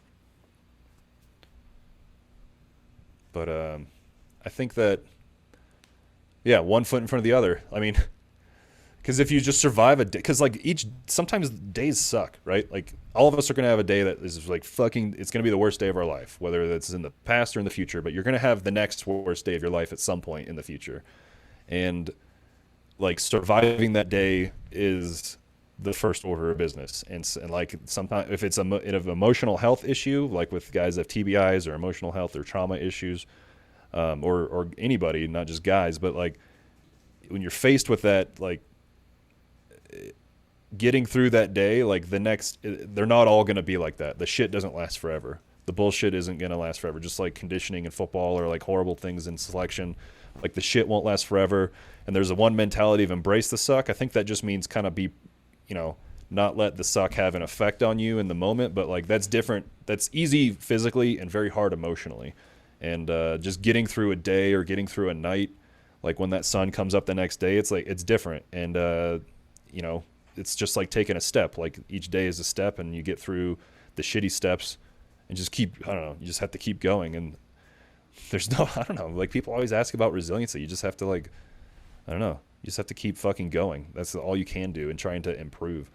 Yeah, I think people throw in the towel too early, and I mean they do it, and I think it's easy to oh, well, my brain's not working well. I've heard that one all the time. Oh, I got fucked up. I'm like, everybody got fucked up. Yeah. But that's the deal you make with the devil. Like you cut that deal on the first day. Now you got to mitigate and manage. And, what are you just not going to get up and go do what you're going to do? You got to still go out and do, whatever, identifies you. And I think about, I think humans are the only species that feel sorry for themselves. Probably. We're chimp, but we're also orangutans with identities. So we're fucking animals at the same time. Think about so that. All the stuff makes sense. All the shit that you go through makes sense. It's just that, if someone is having an emotional response to something, that's what we're supposed to do because of how we evolve and how we survive. You have fight, flight, freeze, and helplessness. That's terror, rage, and fucking panic. Those are normal things, just the intensity of it. But to your point, there'll be a shutdown, and I think audacity helps, and I think you learn audacity in sport, and sometimes with at the same time training could to a lesser extent. But when you have the audacity to believe you can accomplish something, you're a fucking terribly powerful force. If you have fucking audacity to be no, I can fucking fix. I can heal this relationship if that is applied to emotions in the same way that we apply it to all these physical things that we learn through sport or just various, whether military or not, whatever. But having the audacity that you can fucking accomplish something and the confidence that you can actually pull that shit off. I don't know. I had the confidence that I could live through this thing where I'm blown apart and I don't know. The audacity helps. It's just being a brute force and ignorance is what I like to call it. Is it audacity or just tenacity? I think as long as as long as we're breathing, you still have to play. That's a weird one where people decide hey, I don't want to play today, or I don't want to play this game called life. At that point, you just kind of roll over. You got to get up. You're gonna have to sit at the table, shoot your cards, roll your dice, do whatever it takes. Yeah. And I think a lot of times, and I saw this all the time with football players, and we've seen it with guys in the military. All of a sudden, they get up, and because the game isn't the game that they selected anymore, they don't want to play it anymore. Yeah. And I'm like, well, that's the thing about life. You don't get to select the game. You maybe get to select the game sometimes, but sometimes the game selects you. You just got to continue to play and continue to do the best you can. And I think as long as I get up every day and I'm able to continue to play the game that we create or whatever game creates me, then we get to live this thing called life. And at the end of the day, it was funny. I just read a study this morning at 6 a.m. that they looked at all these extraneous factors, like diet, sleep, everything. And you know what they figured out? In the end, everybody dies. And that humans, think about that. Humans have an expiration date. It's like milk out in the sun. Some milk might last a little bit longer, but some milk won't. And it was pretty interesting. They have this. They've been searching for this idea of life extension in this, and they were there's a very real point at which humans just wear out, and that's the end of it. Yeah. Milk was a bad choice. Yeah, milk was a bad choice. But and they were talking about centurions and this, and they were they're aging. Certain people age at a slower rate, but it's like a battery to some extent. Some batteries, I'm sure you put in your clicker and they last for a year. Others last for 6 months. Yeah. But eventually you have to replace those batteries. And so it was came out of Denmark. As I'm reading that study, I'm like, God, that's really fucking depressing. I was really hoping this was going to be hey, we figured out the point. But then you think, would you want to live forever? Think about how lonely that would be. I was. It's like Interview with the Vampire shit right there. Yeah, everybody dies, and then eventually you get to the point where you lived in a time that is different, and there's nobody that identifies with the time at which you're from. Mm-hmm. How fucking sad is that? And then you're walking around like a vampire, dressed up like a fucking, I don't know, goth dude in San Francisco in 1990 something with a weird fucking fedora. It makes me think of what you were talking about a second ago. It makes me think of Viktor Frankl's book, Man's Search for Meaning. Yeah. Well, and second podcast in a row, someone has brought that up. Yeah, that's one of the required readings for Power Athlete. Nice. It's one of my 100% books too. And the will to meaning is going into the logotherapy that Frankl was writing about before he was in Auschwitz. That will to meaning is his, as opposed to whatever the other ones were, will to ego and shit from Freud and I can't remember the other guy's name right now, but basically the will to meaning is finding Nietzsche. Yes, and then one more. I think maybe Adler too. But I'm I've been blown up, so I don't remember. But that's my excuse. You can't use that fucking excuse anymore. With you, I can, but like everybody else is like, well, that's a good point. Like when I talk to comedians, they're like, okay, yeah, I mean, I'll have to help them remember. But the will to meaning, like having purpose changes over the course of life, and then the person that defines that is the individual, not the circumstance. And that's an interesting complete shift, which is obviously Frankel's thing, is kind of restructuring frameworks of how he's approaching situations to give someone existential ease or whatever. But yeah, finding that purpose in what it is that's happening is helpful. So like the constructs like from Man's Search for Meaning help with that. But that's what jumped out to me is because I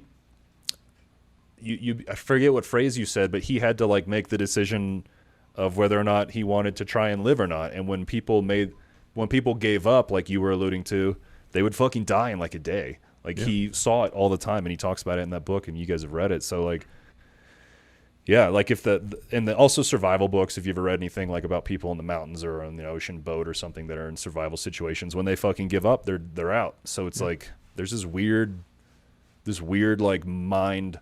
It's the stereotypical thing, like mind-body connection. There's some weird influence you can have with the tenacity, maybe is what the best way to describe it is, of just the will stupidity, to want to live.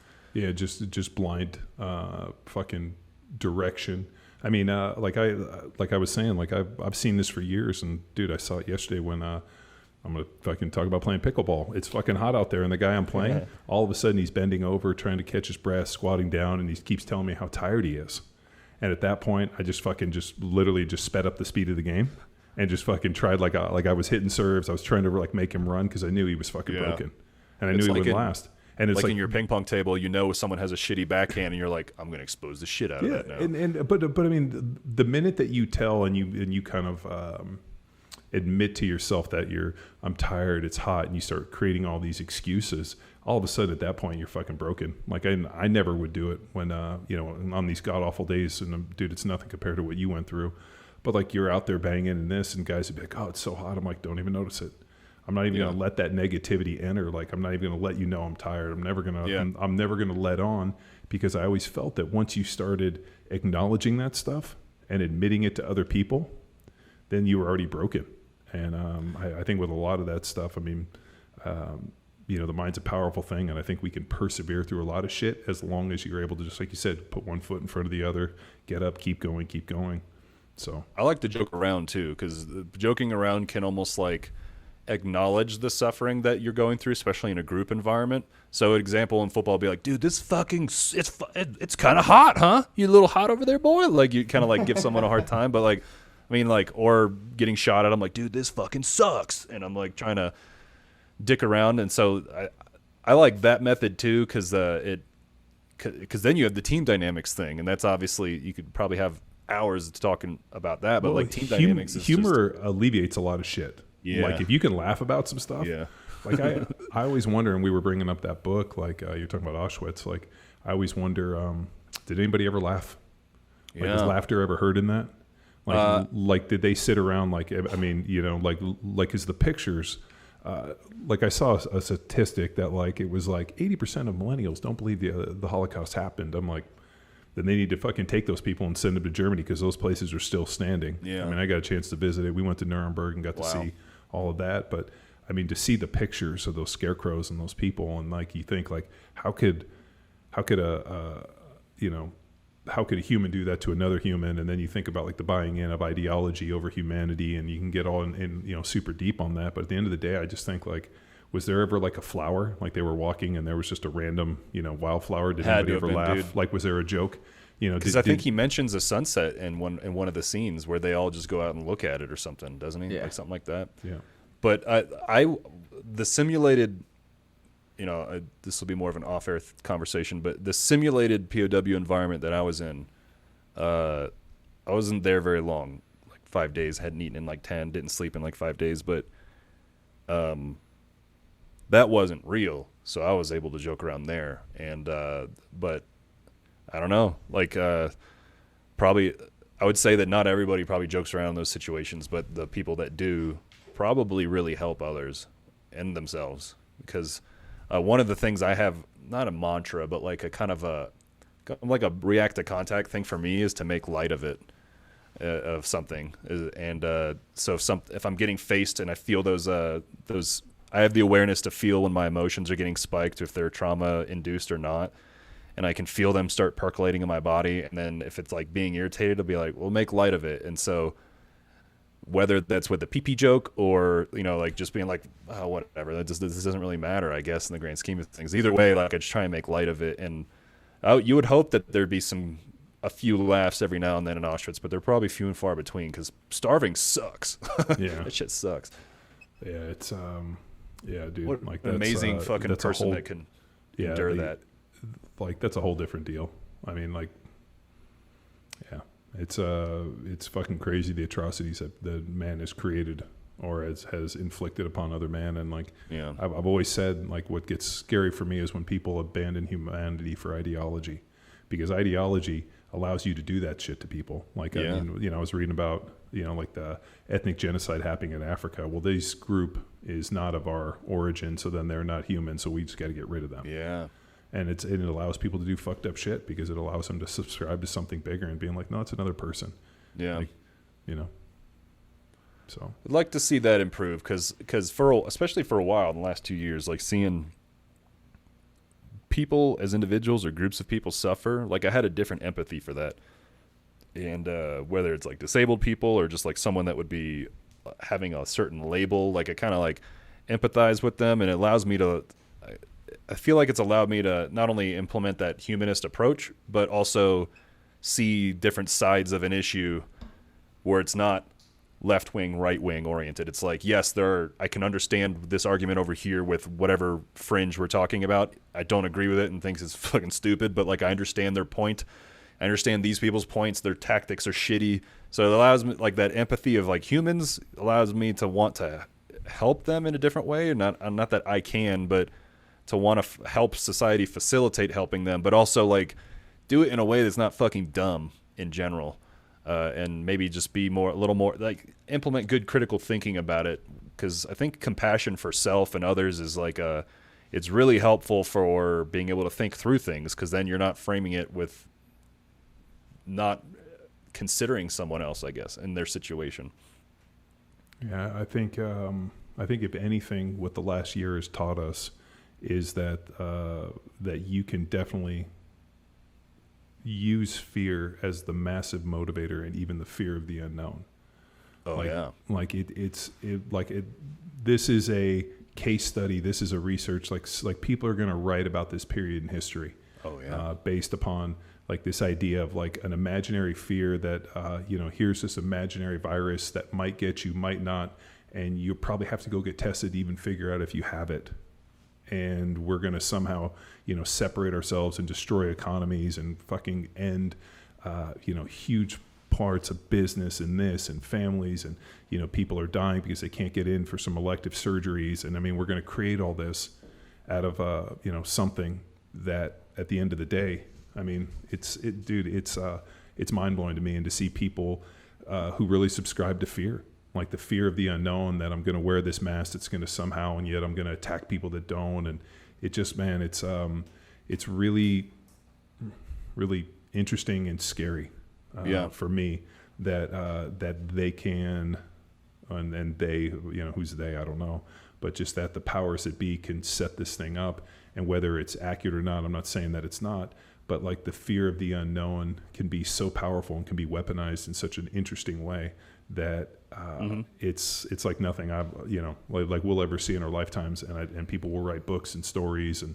I'm really interested to see what this looks like 10 years from now. Yeah, and the thing is that the players involved are foreign and domestic, so that is a lot. Foreign and domestic governments, companies, and political parties. And all of those have incentive on all sides of whatever the issue you're referring to, in this case, like the pandemic or COVID or riots and shit. All of them have extreme monetary and power incentives to fuck with it, whether they're inciting or trying to curb it. And we know that it's happening all the time. Like there are embedded contractors throughout the entire country to influence things like whether it's pipeline stuff or obviously like probably Portland and shit like that. So Yeah, there's just players that we know about when you're in like you kind of have to work with the intelligence I refer to them community. as bad actors. That Right. there's bad actors everywhere, and there's bad actors put in place to influence certain things. You know, you look at the media and the way the algorithms and how this is manipulated in this and this. Yeah. And we are being I feel like mass scale manipulation. And when you look at this, I'm like, take a step back and let's look at this as a rational human being. And the problem is when you do that, then the mob attacks. Yeah. And it's like, to me, it doesn't make a lot of sense. I mean, the fact that we, shut down schools and we've shut down economies and destroyed entire swaths of business. And it's like for the fear of the unknown. And the interesting thing is how willing people were to do it. You remember hey, we got to quarantine for 3 weeks to flatten the curve, and then all of a sudden that turned into a year. And it's pretty interesting that the people that we've looked at as, our leaders, the people that are I think fucking, I wouldn't hire them to fucking make me burgers at the local fucking burger stand. Yeah. That's the being an problem executive is very hard. And then because there's like, even if we're just looking at it like medically, like the medical system was like getting tapped out. And like when you think it's like sort of like war, but like you're looking at your logistics, and it's probably, on a national level, so fucking complicated too. And then you have people that are not thinking like you just said. Instead, they're thinking in terms of power or money or reaction. That gets reaction. Convoluted as fuck. Yeah. Yeah. I mean, it's, like, you remember like we're going to need to do all this thing for ventilators. And then they figured out they were killing people with the ventilators because they were over fucking filling their lungs, and it wasn't a respiratory issue. So I mean, not all ventilators are created equal. Yeah. Yeah. I mean, dude, some of them were fucking at turbos and horsepowers and popping dudes' lungs. And then, oh yeah, no, I mean, there was a whole bunch of weird shit. And then they figured out that like, and that was one piece. And I mean, just it, and then like, you remember they were like, oh, the hydroxychloroquine doesn't work. And then all of a sudden we see Fauci emails where it does. And I brought this up. I'm like, if it did work and the media and different people were spinning that it didn't, shouldn't those people, I mean, think about the amount of people that died that could have been helped with something like that. Yeah. And like vitamin D is heavily correlated with like the better outcomes with COVID in particular. And zinc. Obviously vitamin outside. D is, say that again. Oh, I said zinc was the other one, but vitamin D being outside, so putting people in quarantine and making them stay in their homes, not letting people go outside. But there's like some kind of law, and I'm not like spun up on all this, but something that would have made vitamin D as like a treatment thing if it was like officially recommended as something that could help, and then it would have to be studied and like approved by, I assume, something within the FDA. But that result, I think Rob Wolf was talking about this on one of his podcasts recently, but it basically means that it prevented the mass recommendation of something like holistic, like vitamin D and sleep and like actual like preventative measures that really affect. Because I had COVID, and I was with Sturgill Simpson on his arena tour, and he got it and was jacked up, and then I got it and had just like minor upper respiratory stuff. But like me being on a lot of vitamin D and like taking care of myself holistically, I would have a much different outcome than if I was, obviously deficient in those things or unhealthy. Can I have a timeout real quick? Yeah, well, I'm about to have piss come out of my ears. Well, dude, I was going to say we're at 3 hours. So rock and roll. Yeah, I was going to say, man, like I was just kind of waiting for you to get a pause and we can do it. But dude, I can't imagine, because I got to use the restroom too. Yeah, we'll aim for a part 2 later on. Then yeah, dude, it was it was kick ass to connect, man. It's been too long, and dude, like just me with my head in the sand. It wasn't until Texas like, oh, we're getting Justin Lascek on. I'm like, oh shit, and then he like told me, and I was like, oh shit. So no, it's great that you got to come on, dude. I always appreciated all of our time together, and yeah, man, I'm so sorry that this had to happen to you, but I'm also so proud to see how resilient you've been, and anything I can do to support you in any way, dude. Power Athlete's here for you, and I'm here for you. I appreciate that, and wish you all the best. So I'm gonna link you up with Gary Garza from the Special Forces Foundation. He's an awesome dude, and he'll dick around with you a lot too.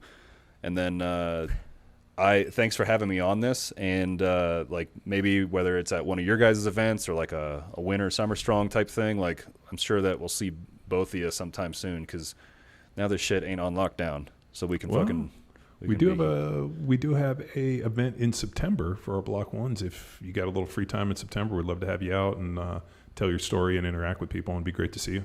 Yeah, sweet. I'll chat with Tex then. Yes, Sounds we'll good. we'll follow up with that. And if our listeners want to follow any of your very long form conversations, checking out the minutes on your podcast, where should they look? They can go to, the easiest thing is just justinlascek.com, LASCEK. And then 70s Big is still a thing, and I'm about to start breathing a little life into it. Seeing, I also got to make a little money now because like my disability is a pay cut. So I got to see if I can do the fun things to just pad that a little bit. But there'll be some products I'm going to do for 70s Big. I got a Patreon for my regular website, which is just on the website. And if people want to learn more about how to interact with me, then all that shit's on there, all the socials, and I'll be writing and speaking and hanging out and just being a mountain hippie, I guess, who wants to be jacked and tan at the same time. Sounds good, man. I'm with that. You, you could start 80s jacked. So you got 70s Big, and now the evolution is 80s jacked. well, we're sending Justin a Power Athlete the Liberty tank. Done. So Dude, expect. I rock tank tops almost. It's either flannel, because today it's like cloudy and like 60 degrees out there, raining in the mountains. But it's either flannel or tank top. Fuck There's no you. in between for me.